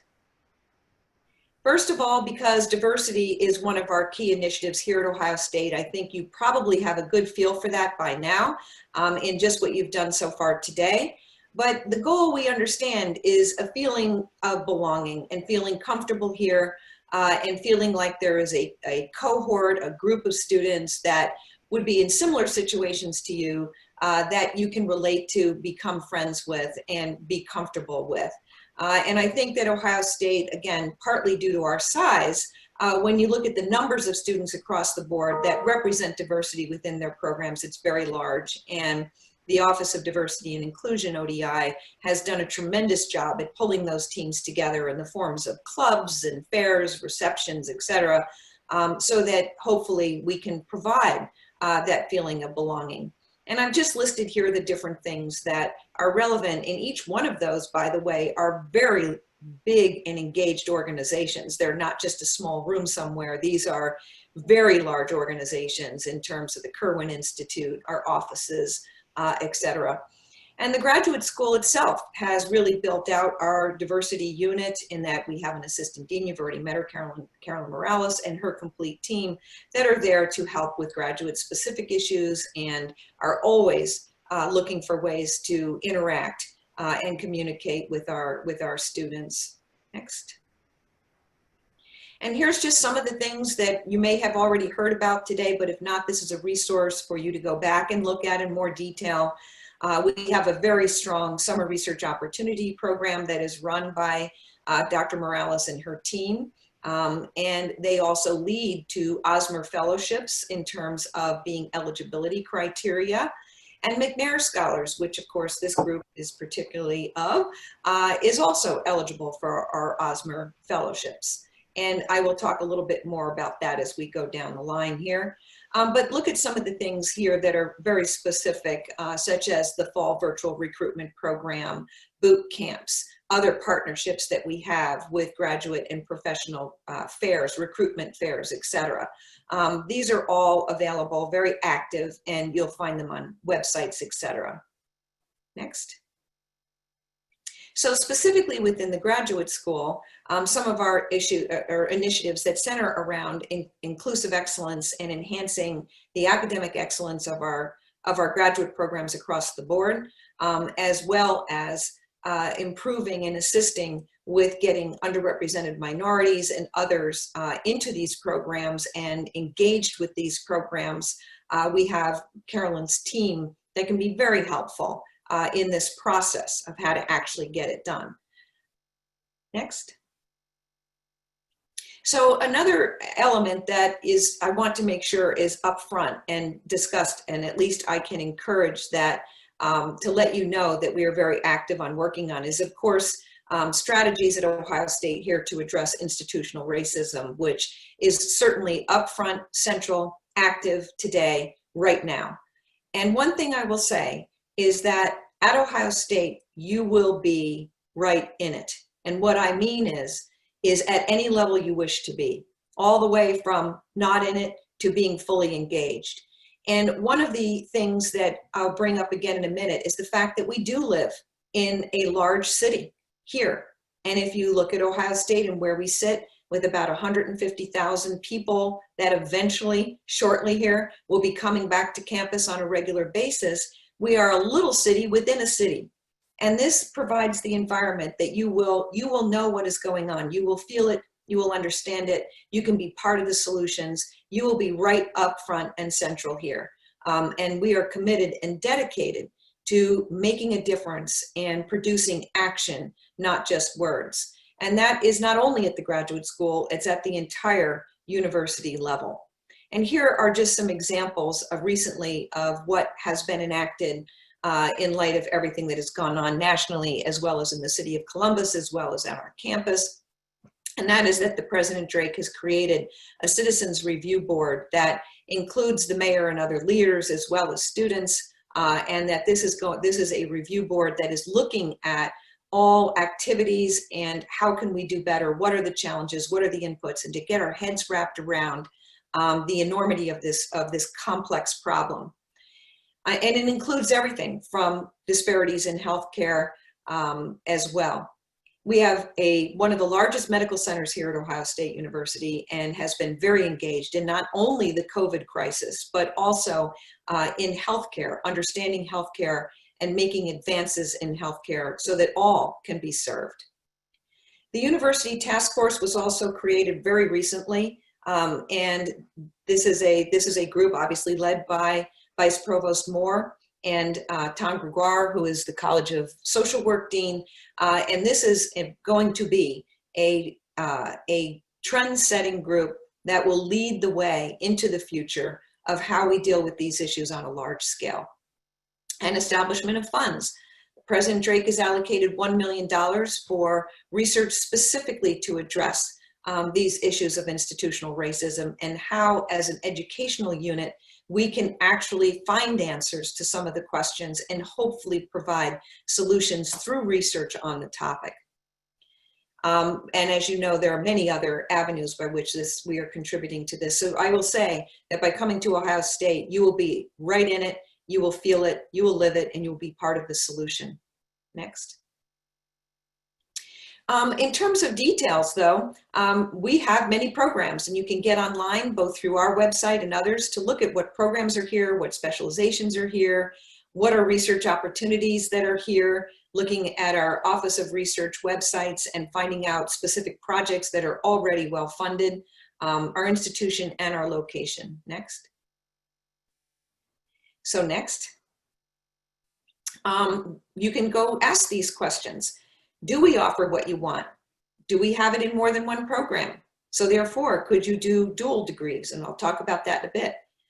Do we have faculty members that are involved in your area of specialization? I would bet yes. And I say that because we are so diverse, so broad, and have so much depth at Ohio State that I cannot imagine that there would be anything that anyone would want to do that we would not be able to offer a very quality level program.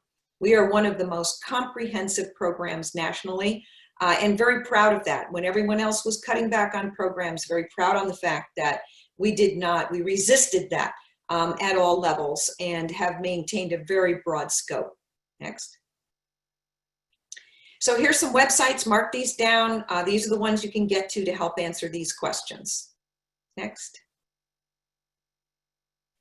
And so next. This is what's available to you, these research opportunities. We have a very large research institute here in the form of being an R1 university, and everything should be available. We have industry-sponsored research as well as federally funded research. Next. With the specifics being that we are ranked 12th amongst public research institutions and are an R1 research institution. So again, very, very active in this regard. And this is a annual expenditure of $983 million a year, so that you understand the size of this. It truly is an enterprise.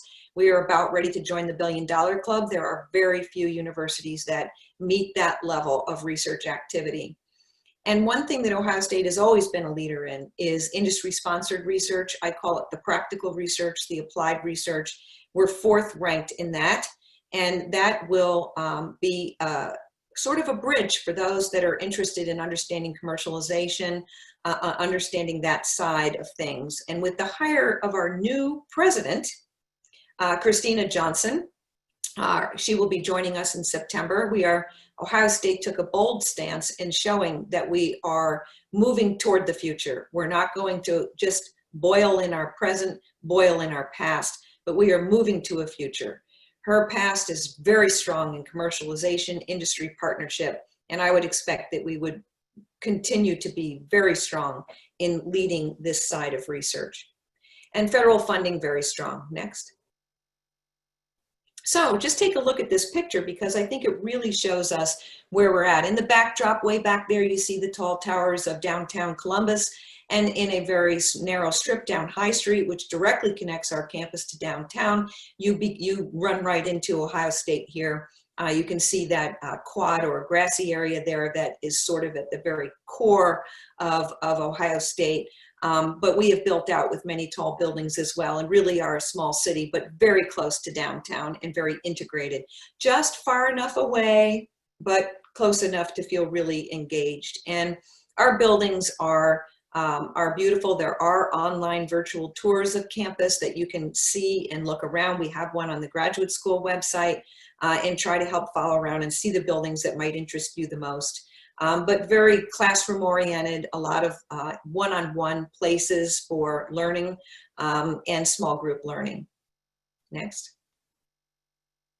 So basically overall, it's just to show you the enrollment process is more disseminated than an undergraduate, and you do need to connect to a program. There will be recruitment fairs that occur through the fall, like the Graduate and Professional Recruitment Fair run out of ODI, and that these will be available for you to connect to faculty, and hopefully even offer in-person visits at that point in time. We're optimistic on that as we move back to a in-person campus that is phased, but starting August 25th, which is when our enrollment begins for autumn.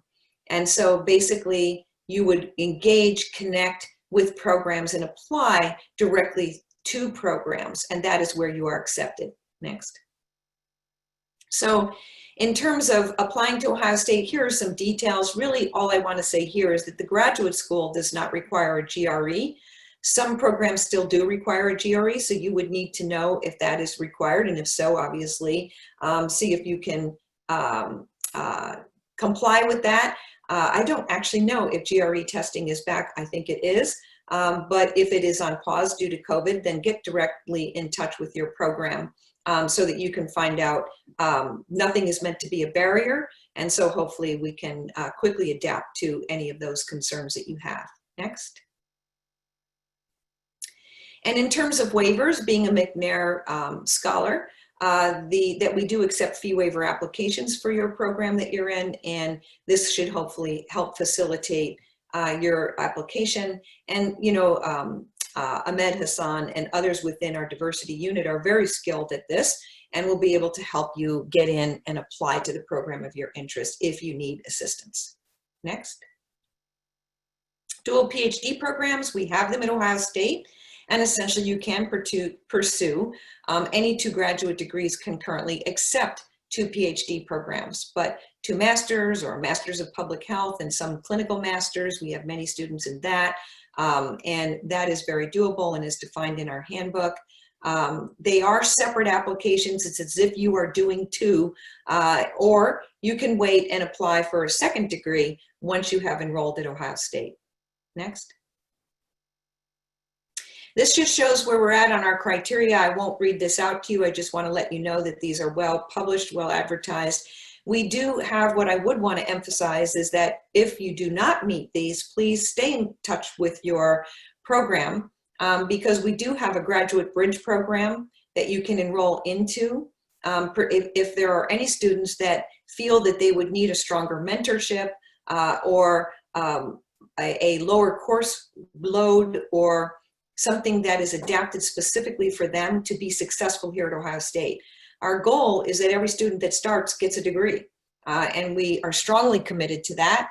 And this bridge program is a way that your program can enter you through the bridge, and you have a year then to transition into the program, yet you are accepted into the program. So you're in, and you can reduce your course load to 4 credit hours total and still be a full-time student. So there are many benefits to the graduate bridge program for those that would like that option.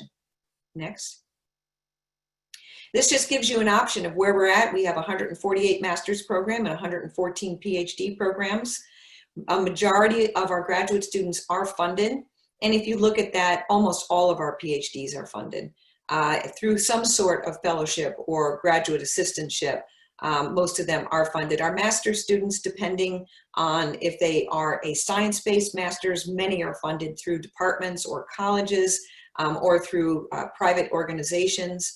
The professional masters are the ones that frequently are pay masters, such as our MBA program or our TDAI professional master's program. Many of those are entrepreneurs that are returning to Ohio State to enhance their degree. Most of them are self-paid. Next. So this is Columbus. I want to let you know that this is a very vibrant city. When I moved here many years ago, I had heard, oh boy, was I going to be moving to a cow town? And I quickly realized it was extremely cosmopolitan, very metro. a very direct connect to many locations and is a great place to live. And these are just some images, but it's a great place to live. Next. Fellowships, we'll get to some of those. This just shows us our different levels of financial support. We have a very robust university fellowship program. Your program nominates you for that, and you can receive those fellowships that include stipend and fee, tuition and fee waivers. We also, most of the programs have graduate associateships as well for PhDs. We also have a private donor that gave us NG Axiom fellowships and scholarships. And so we have many of those, as well as the departments have those as well. And then there is also a loan program through our financial aid office. Next.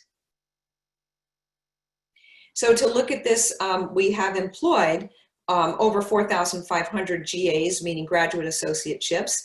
And you can see they can come as teaching, research, or administrative assistantships. And essentially you spend about half of your time, that's the typical, in duties and responsibilities in exchange for essentially getting the tuition waiver and completing your work that is aligned with your education. So it's very, very helpful for getting through your degree.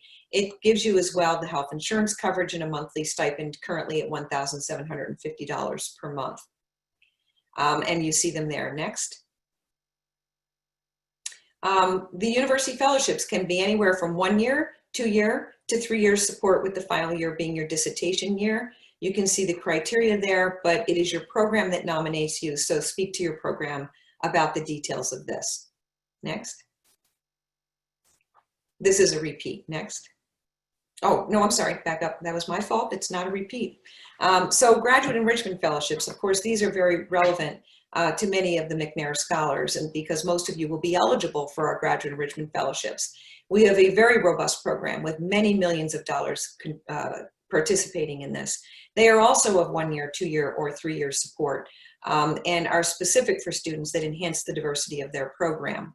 And the program nominates to this. There's no caps on this, so as many students as they have can be nominated, and we fund a robust class every year through this mechanism. Next. We also have the Pat Osmer Fellowships, to which McNair and our SROP students are specifically eligible for. And again, these can be 1 to 2 year and are open through a competitive process as well as an early offer process. Next. The NG Axiom Awards are specifically for those working in sustainability, but this is a very broad thing. There's sustainability of health and healthcare, sustainability of social existence, and it is a very broad definition of what sustainability to human health and welfare are.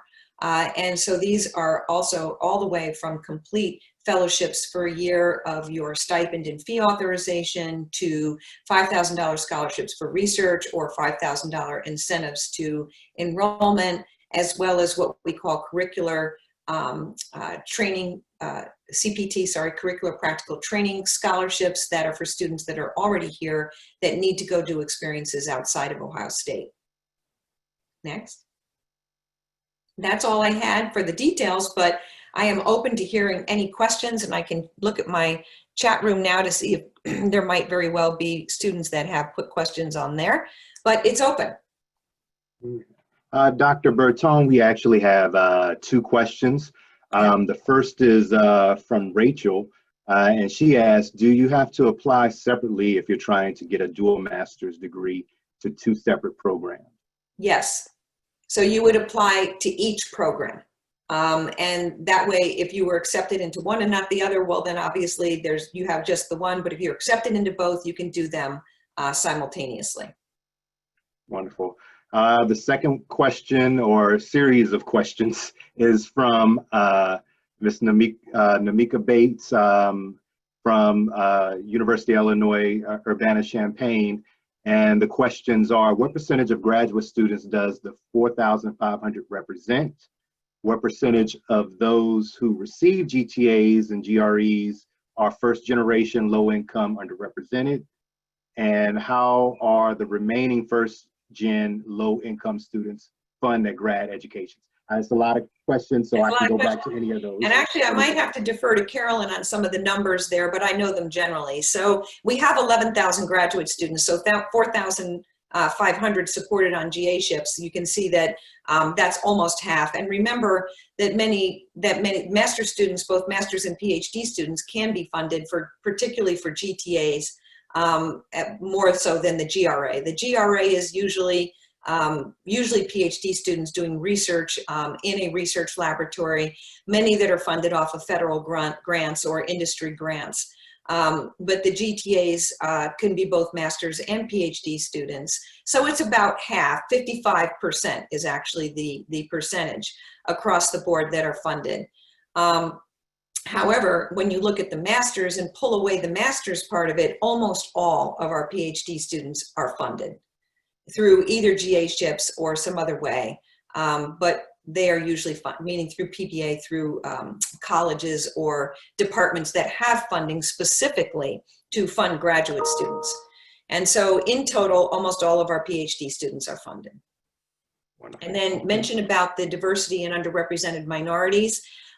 In terms of the numbers of those students, I know it is very high. Carolyn, and in terms of the numbers of students that would be underrepresented minorities in our graduate population, do you know that number? Our numbers have increased. I would need to go back and actually look at them because I was doing some data. Even this number, we have an increase around the Latinx students of 16.7 projected for this year, 6% for African American students, and 40% to date for American Indians. But those numbers are fluctuating. So it's as we get more students who schedule classes. And there's been a big increase in the last couple of years. And I would say that some of it, a lot of it is due to Carolyn and her team's effort and work and connecting one-on-one with students. We have had several new initiatives that we started 2 years ago. This is the Early Offer Inclusive Excellence Awards that we now give out for students and faculty that will commit early.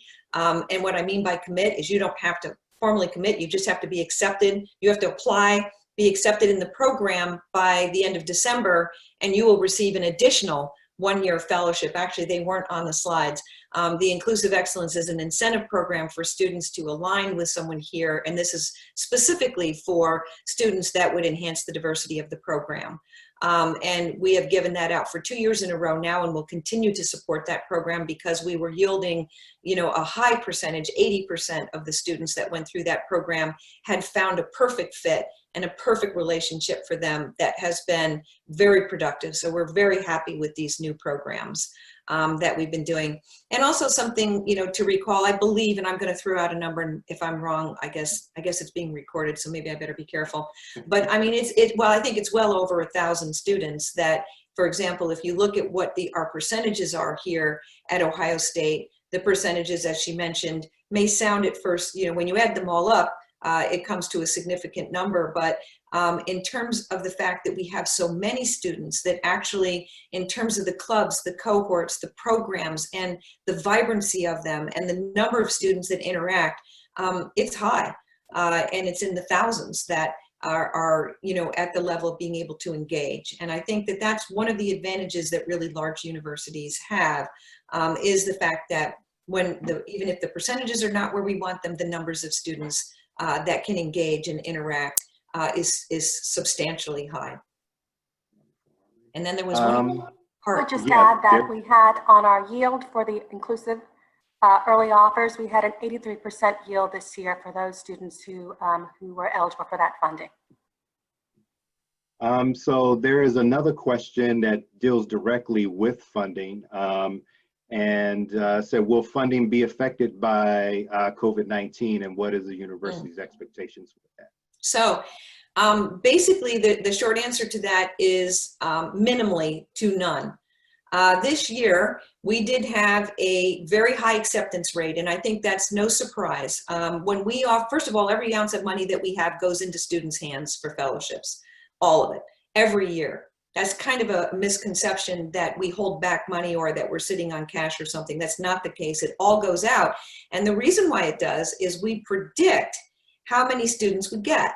So let's say if we think that we're going to get 600 on fellowships, which is typical, 700, 800 actually, we offer out 1,600. because we know that half of those students may select a different university for whatever reason for their career. And so we actually do these prediction calculations so that every fellowship gets out to a student. And this year, when all of a sudden there was the hiring freeze, unemployment ramping up, all of a sudden a stipend and a tuition and fee authorization looked really good, and our percentages went way up. And I want you to know that we are honoring all of those, and our plan is to continue to fund that very robust class fully. And so that doesn't affect a new applicant, but in terms of our funding for the future, essentially our cut on fellowships was so small as to be basically insignificant, meaning we have other methods right now. We are recruiting hard on philanthropy, getting donations. There are many alumni that really want to support graduate students, and we are seeing a real uptick in what we can hopefully fill any void and maybe go beyond that for our student support. A lot of support for graduate students around Ohio State. Not only are we a big factor in terms of student numbers, but very influential in industry, partnerships in the city, et cetera.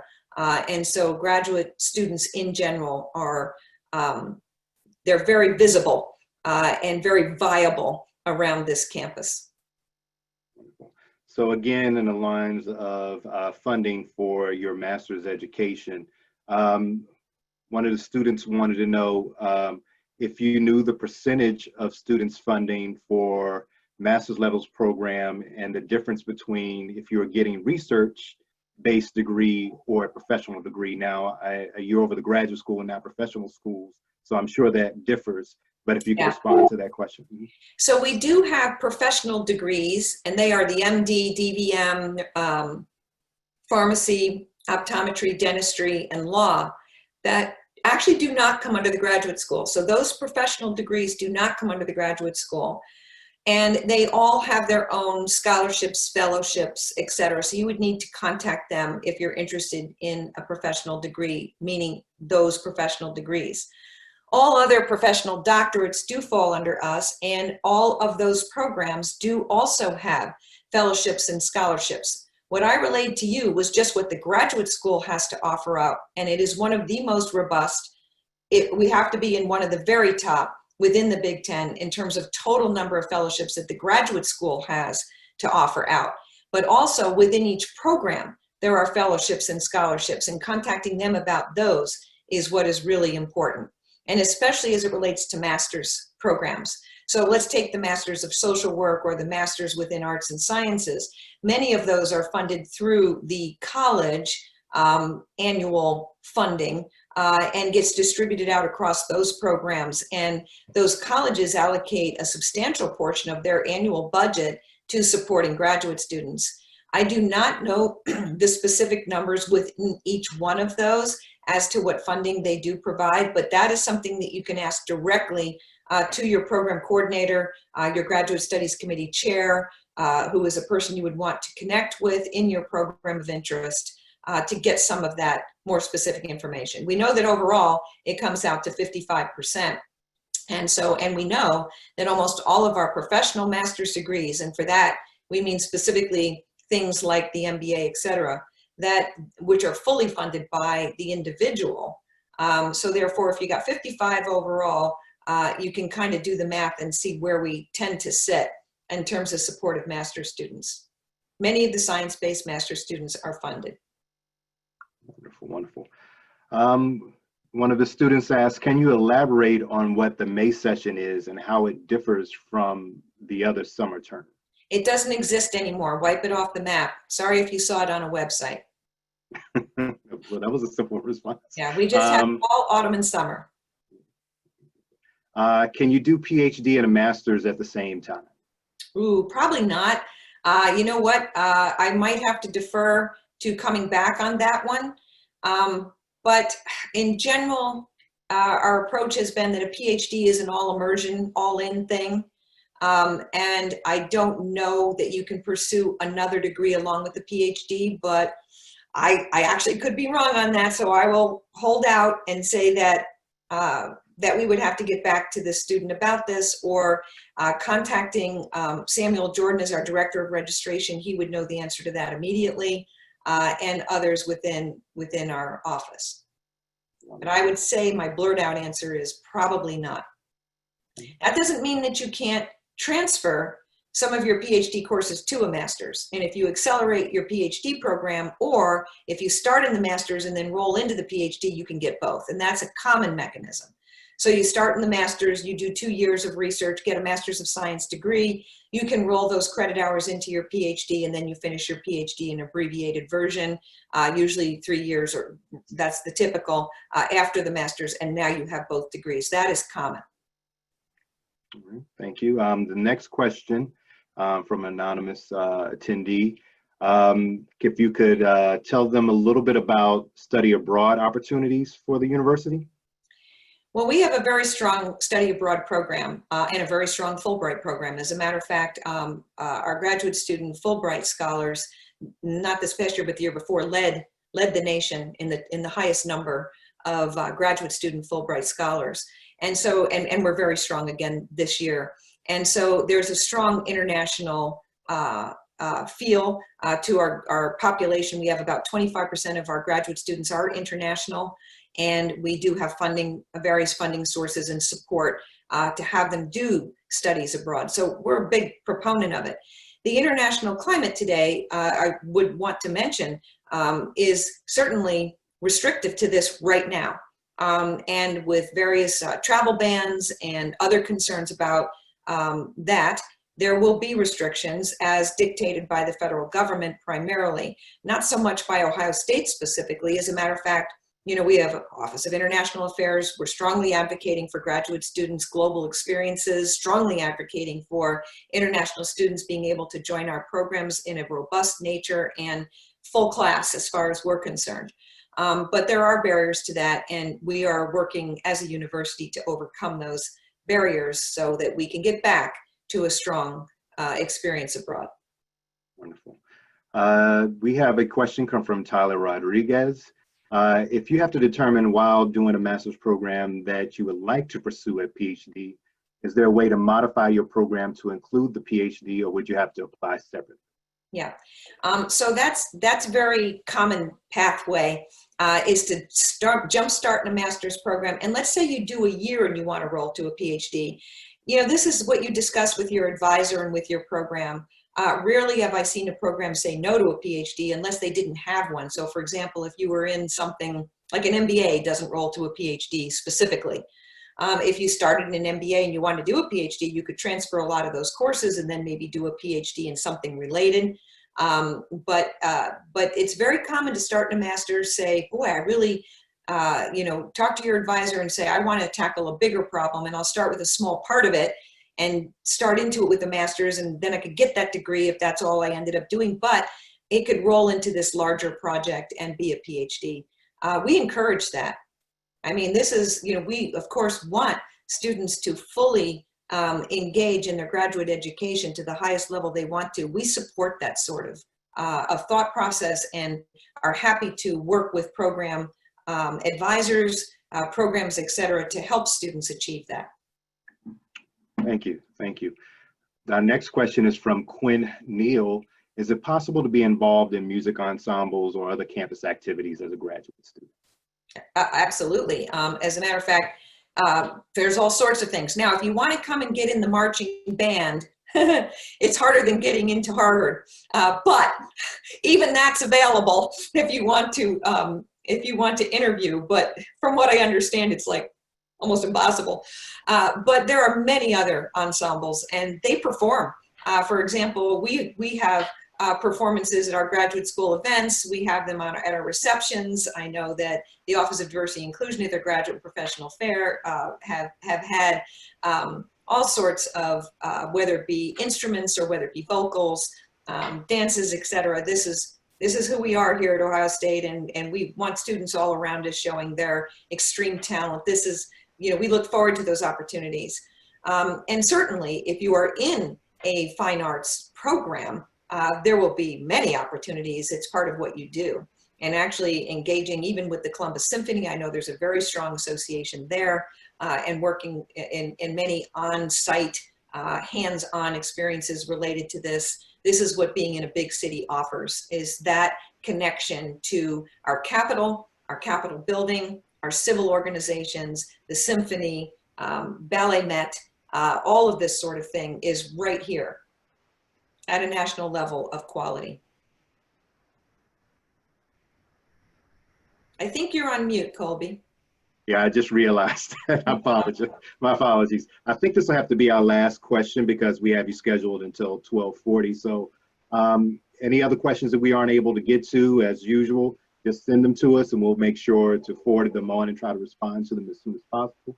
But the last question is from Alejandra Sanchez. Is there such thing as self-designed master's and PhD programs? It's in our handbook as one little line. We didn't eliminate it, but it's very, very difficult to do.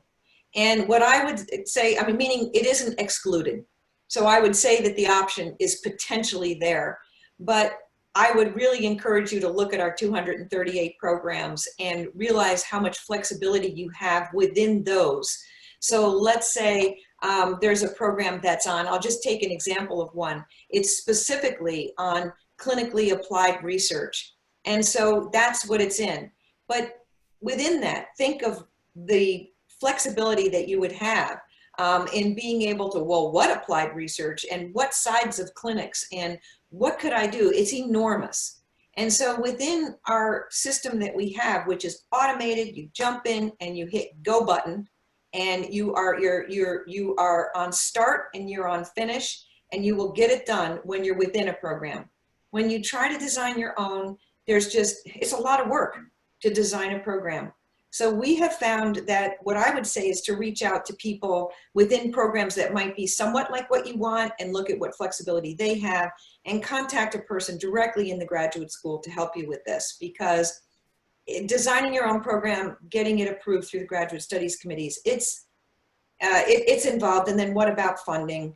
There's a lot to designing your own, and yet we have get requests for this, and we have yet to not have had a satisfied student working within an already existing program, getting what they want, getting the flexibility, and yet being in a lockstep, get it done mode for their degree. Wonderful. With a little slight change of plans, Dr. Bertone, we will ask, we do have just one more question left in our Q&A. Oh, sure. No, I'm actually not on a timeline. You don't have to worry about me. Okay, wonderful, wonderful. We know we're very busy. We definitely don't want I dedicated to this. It's no problem. Okay, wonderful. So the last question is from Marcella Patrick. When would your program of choice recommend you for the fellowships mentioned in the PPT that you may be a candidate for? Yeah. What does this timeline and process look like? Actually, yes, let's back up can we back up the slides? And you can go back to the fellowship slides if that's possible. And there is a timeline on there. Yeah, go back. Let's quickly look there. It shows the exact timeline. Or maybe I didn't include it in here, but I thought I did. Go back. Okay, go down. Keep going. Yeah, I wonder if I cut that slide out, huh? Going. I might have thought that the deadlines were details, but here's basically what I recall. So sometime in the fall is when you start looking around and thinking, and for example, our graduate and professional fair is usually in mid-October-ish or somewhere around there, where students can, particularly students that add diversity to their graduate programs, can come and be part of it. And at that point in time, our faculty begin lining up with these students, this rich offering of students that can't wait to come to Ohio State, and we start to develop that fit. And that starts in the fall. We also have our early offer inclusive excellence connections that happen then. Engineering, many of the schools have their own early offer programs. And so you start to get connected then. In terms of application, if you're an international student, there is an earlier deadline. I want to say it's like in December 1 or something like that. It's an earlier deadline than for other students, but in terms of applications. But basically get your applications in. Then we do have a deadline. I'm just going to say it's around January 1 for applying to fellowships. And so your programs basically then get to meet you, know your strengths, determine if you would be one that they would put forth of their recruits to be applying for the university fellowships or the general enrichment fellowships. I believe on the application, there's a place where you can say if you want to be considered for these fellowships, you click those boxes, click right away for a general enrichment fellowship, because you'll automatically, there's no cap on that. So programs will likely, if you meet the eligibility criteria, put you in for those. And essentially it's program driven, but with direct connection to the students. The university fellowships, as you know and saw there, have a 3.6 minimum GPA. And so again, that is a high academic fellowship. But if you meet those criteria, you can certainly talk to your program and ask if you would be considered for a nomination there. And many times when you are nominated, your program does commit to providing the intervening years, probably through a GRA or GTA appointment for all the intervening years. That's a requirement. And that is how students that don't receive university fellowships that still come here continue, is through these GTA ships, GRA ships, etc. So you would receive a letter of acceptance that also usually includes your funding package, which hopefully for PhD students is a strong package of commitment through your full term here for PhD. And then if you win a fellowship, then you would also receive that notification of that funding. And so all of that comes to you sometime before, usually in February, towards the end of February. All of that notification goes out to students if they've won a fellowship. And then you have until that April 15th deadline date to let us know if you are accepting our offer. And we stick to the AAU deadline of April 15th, not August 15th, April 15th. We stick to that deadline, and students have until then to notify us if you're accepting our offer. So somewhere around January 1 is when programs will be having their recruitment fairs in that early week or so of January, and then submitting nominations in that early part of January. Ms. Rose, do we have time for one more question, or do we need to move along? We are exhausted in terms of our time, but we absolutely will take that question and get it to Dr. Bertone and have her answer that question, if that's acceptable to you, Dean Alicia. That's fine with me. Oh, I'll make sure absolutely. Yeah, any questions, certainly. Great, wonderful. They can forward it on, and I'm happy to engage and talk to students. You know, this is not the ideal. I do want to let people know that we are coming back in person to campus starting on our August 25th date. It is a phased-in approach. It isn't, you know, mass entrance, you know, like the bulls running in the streets. It's not like that. But it's a very well-planned, well-executed plan to begin over the semester to have a combined in-person and online program. Some will be all online, some will be hybrid, some will be fully in person. And basically to accommodate graduate students in particular that tend to be smaller groups, much of it might be fully in person. But the options are there, the options will be there. We expect a robust class, and right now, our enrollments are looking really strong for fall. We were over our enrollments for the summer, the highest we've ever had, just to let you know. And so we're anticipating that it could get to that in autumn as people start to understand that we are coming back, we're open for business, it's happening, and we believe we will have a really robust class come fall. And it will be actually, some of the things that we learned in being forced to go online will be retained because they are options that students want, and they reflect a wide breadth of methods of learning, and students are very different in that. And we've learned, and we have put together what I think is a leading education for the nation in how we are moving forward with our fall. It's really going to be spectacular. Well, how meaty. Yes. You've given us so much, and we thank you very, very much for joining us today. Your schedule is busy, we know that, but this is very important, and we're happy to have had you join in the virtual visit. Thank you again. Yes. So thank you, Rose. Thank you, Colby. And I also want to give a real shout out. I couldn't have put this PowerPoint together if it weren't for the fact that I borrowed many slides from our units, including primarily also Carolyn's team there and Ahmed's slides that he put together. I really want to thank them for their help in me putting this together. We do it as a team. The graduate school is a great group, and we're there for you. This is what we do. What we're doing right now, this is what we do. Yes, Thank you. yes, yes. Thank you again. We're going to move right now into our next phase. Bye-bye. We're going to move right now to our next phase with Dr. Jacqueline C.A. Meshalamaya. She serves our university as Associate Vice Provost in the Office of Diversity and Inclusion. She's a licensed social worker and three-time alum of The Ohio State University, having earned the bachelor's, master's, and doctorate here from the College of Social Work. She has taught courses through all of these levels. Her research has focused on assessments and diagnoses and in clinical social work, as well as human trafficking. You might want to know that of all of her accolades, and there are many, in 2013, she actually taught an interactive, massive, online, open course on human trafficking for a global audience of 30,200 students from 187 nations. Her research has taken her across the country and around the globe.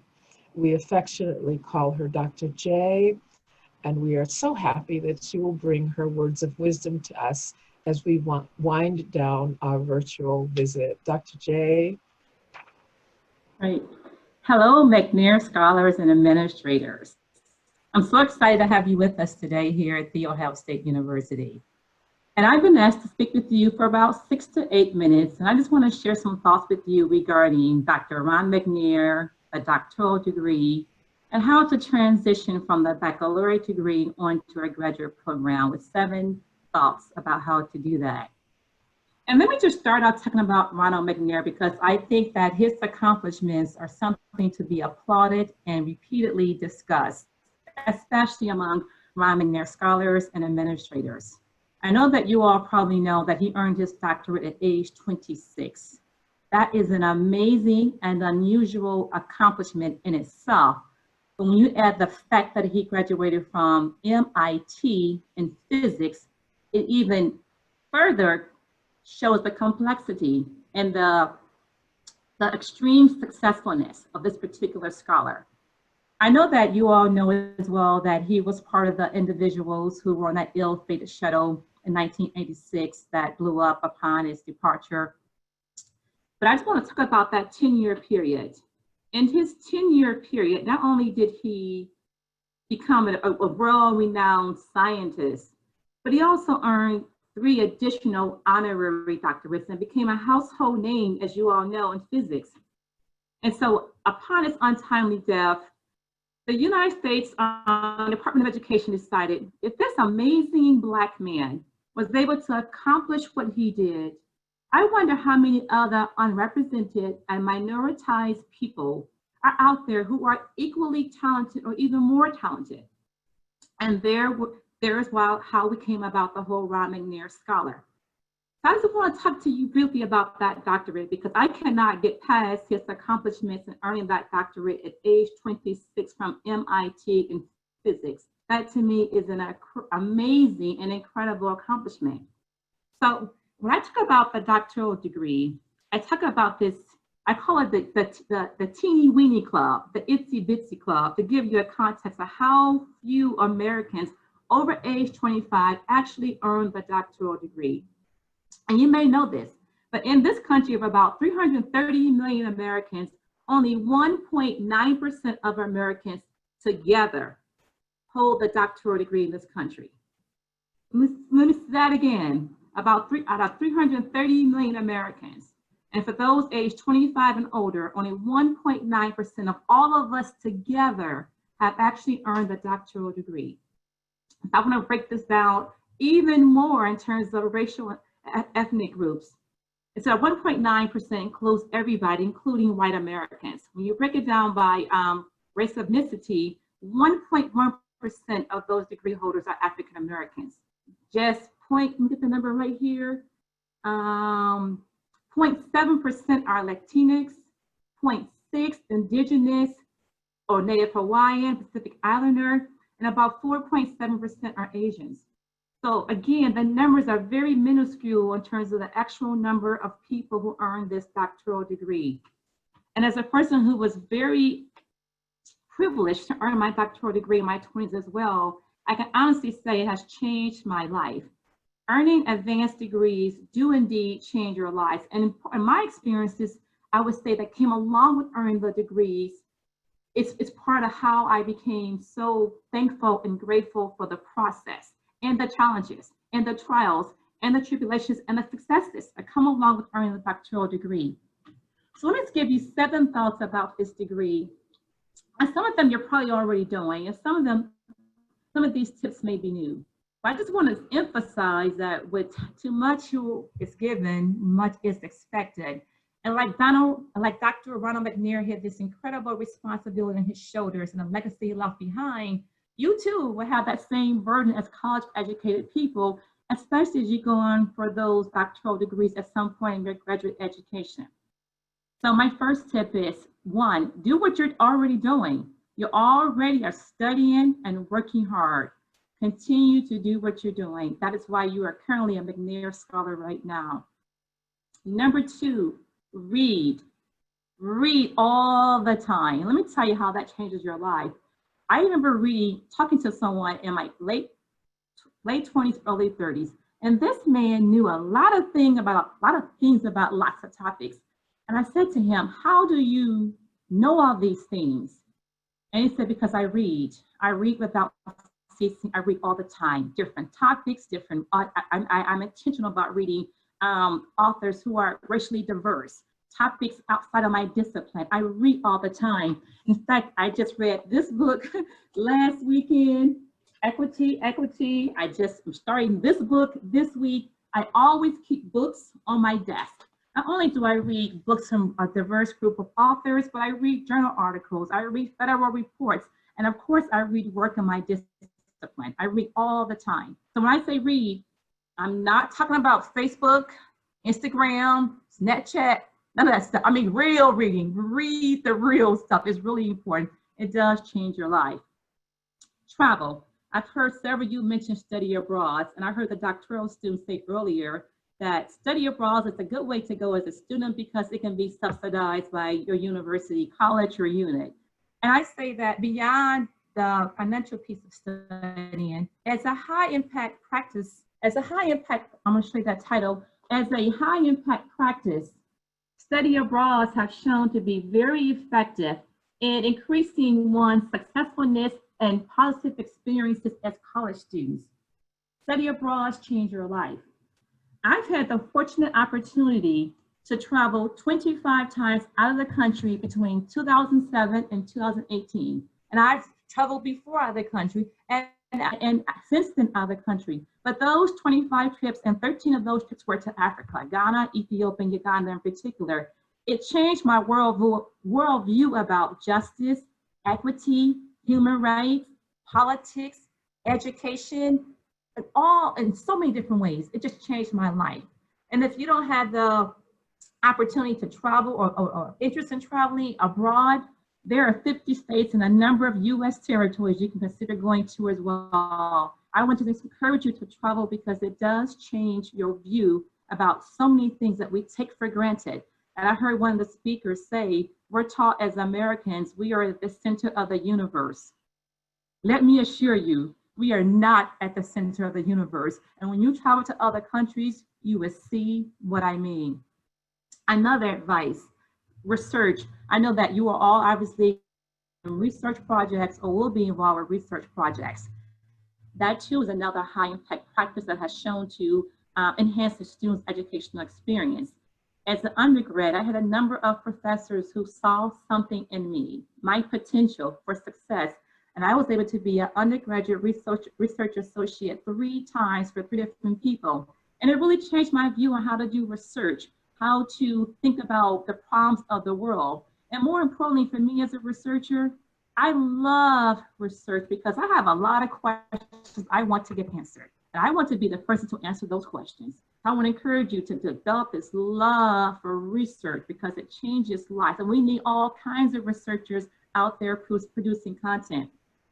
Questions. And as a college professor for 25 years, I know there are students who just don't want to ask questions. They don't want to seem like they don't know or seem ill.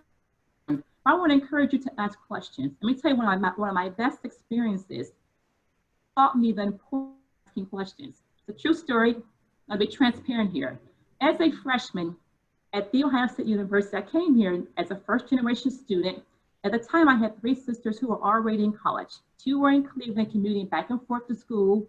One was here in Columbus with me, and we were all kind of figuring this out as first-gen students. So I really didn't know a lot about going to college, although I was a higher achieving student in high school. So I met a senior. This man was an engineering major, and he was a senior, a Black male. And I was just so in awe that this Black man was a senior at The Ohio State University. And I said, Phil, how do you become a senior? I don't know how to do this. I know to take classes, but I don't know how to become a senior. And he looked at me with all sincerity and said, oh, let me explain to you about taking 15 credit hours each quarter. And at the end of the first year, having 45 hours. End of the second year, having 90 hours. End of the third year, having on and on to the senior year. And he explained to me how to become a senior. He didn't make me feel stupid or inferior or dumb. And it taught me the importance of asking questions. It doesn't remove my responsibility now from seeking my own knowledge, reading my own books, reading my own journals and material, but it taught me the importance of asking questions and being vulnerable, being open to being vulnerable and asking questions. So please do that.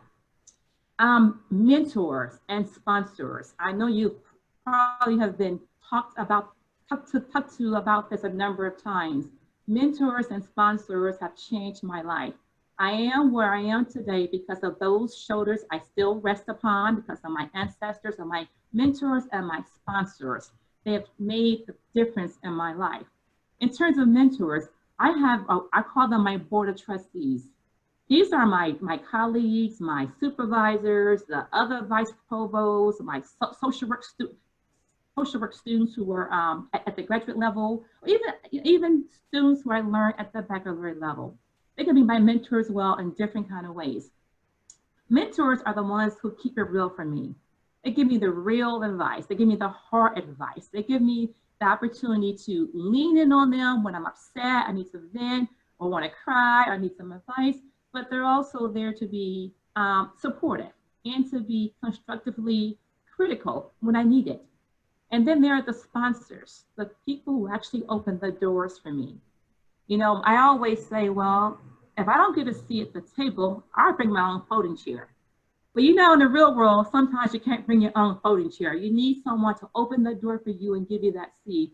And I have relied heavily on sponsors all across this university, this state, this country, and this world to get where I am today. And believe me, I didn't get here alone. A number of people have helped me every step of the way, but I heavily rely on my board of trustees, my mentors, and my sponsors. I'm talking about from all kinds of people, all kinds of people. And then my last thing about the concept of imposter syndrome. This term came out in the 1970s.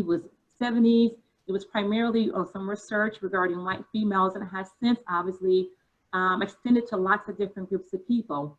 But I oftentimes hear students of color and minoritized groups of people talk about feeling like imposters. And to be honest, that term absolutely breaks my heart, because an imposter is a fake, a fraud, someone who's not real. And I know that we live in society and we have real experiences that would make us feel like imposters. So I get it. I get why we sometimes feel that way. But I want you to dig deep and say to yourself repeatedly, I belong here, I fit here, I am worthy of being here, and I'm capable of being here. It doesn't mean that what you feel is not real, because it is real. When you think about higher education, outside of historically Black colleges and universities and tribal colleges and universities, higher education in general was never designed for folks like you and I. It was never designed for us, but we have been successful still at matriculating through predominantly white institutions. And so, yes, again, I know why you may feel like an imposter for those who sometimes use that terminology and feel that way. And again, it hurts me deeply, but please know that you are worthy, and that's why you are here today. And so when you start to question yourself, please lean in with those mentors, those sponsors, and other people that you trust. And then the last thing about being a college student and even a graduate student. One thing I have heard repeatedly from students of color in particular in higher education is, I didn't come here to be an activist or an advocate, but the inequities are so blatant, so unfair, so unjust, I have no choice. I am compelled to do something. So not only are you charged with being successful in the classroom as a minoritized individual, but you may also have the additional burden of being a leader, an advocate, and an activist. And I'm so sorry you have that responsibility on your shoulders, especially for those who are doing it now and will continue to do it in graduate school. But unfortunately, these are the times in which we lived. These are the times in which Dr. McNair lived. I know it couldn't have been easy for him, a Black man in his 20s at MIT in Massachusetts going through a PhD program in physics. I know that could not have been easy. It wasn't easy in the 70s, it wasn't easy in the 50s, it wasn't easy in the 20s, and it still isn't easy in 2020, I hate to tell you. But you know what? We have each other. We're gonna have to lean in, I can't keep saying that word for a reason, and just rely on your supports. And if you come to this university, please seek out the people who are here today.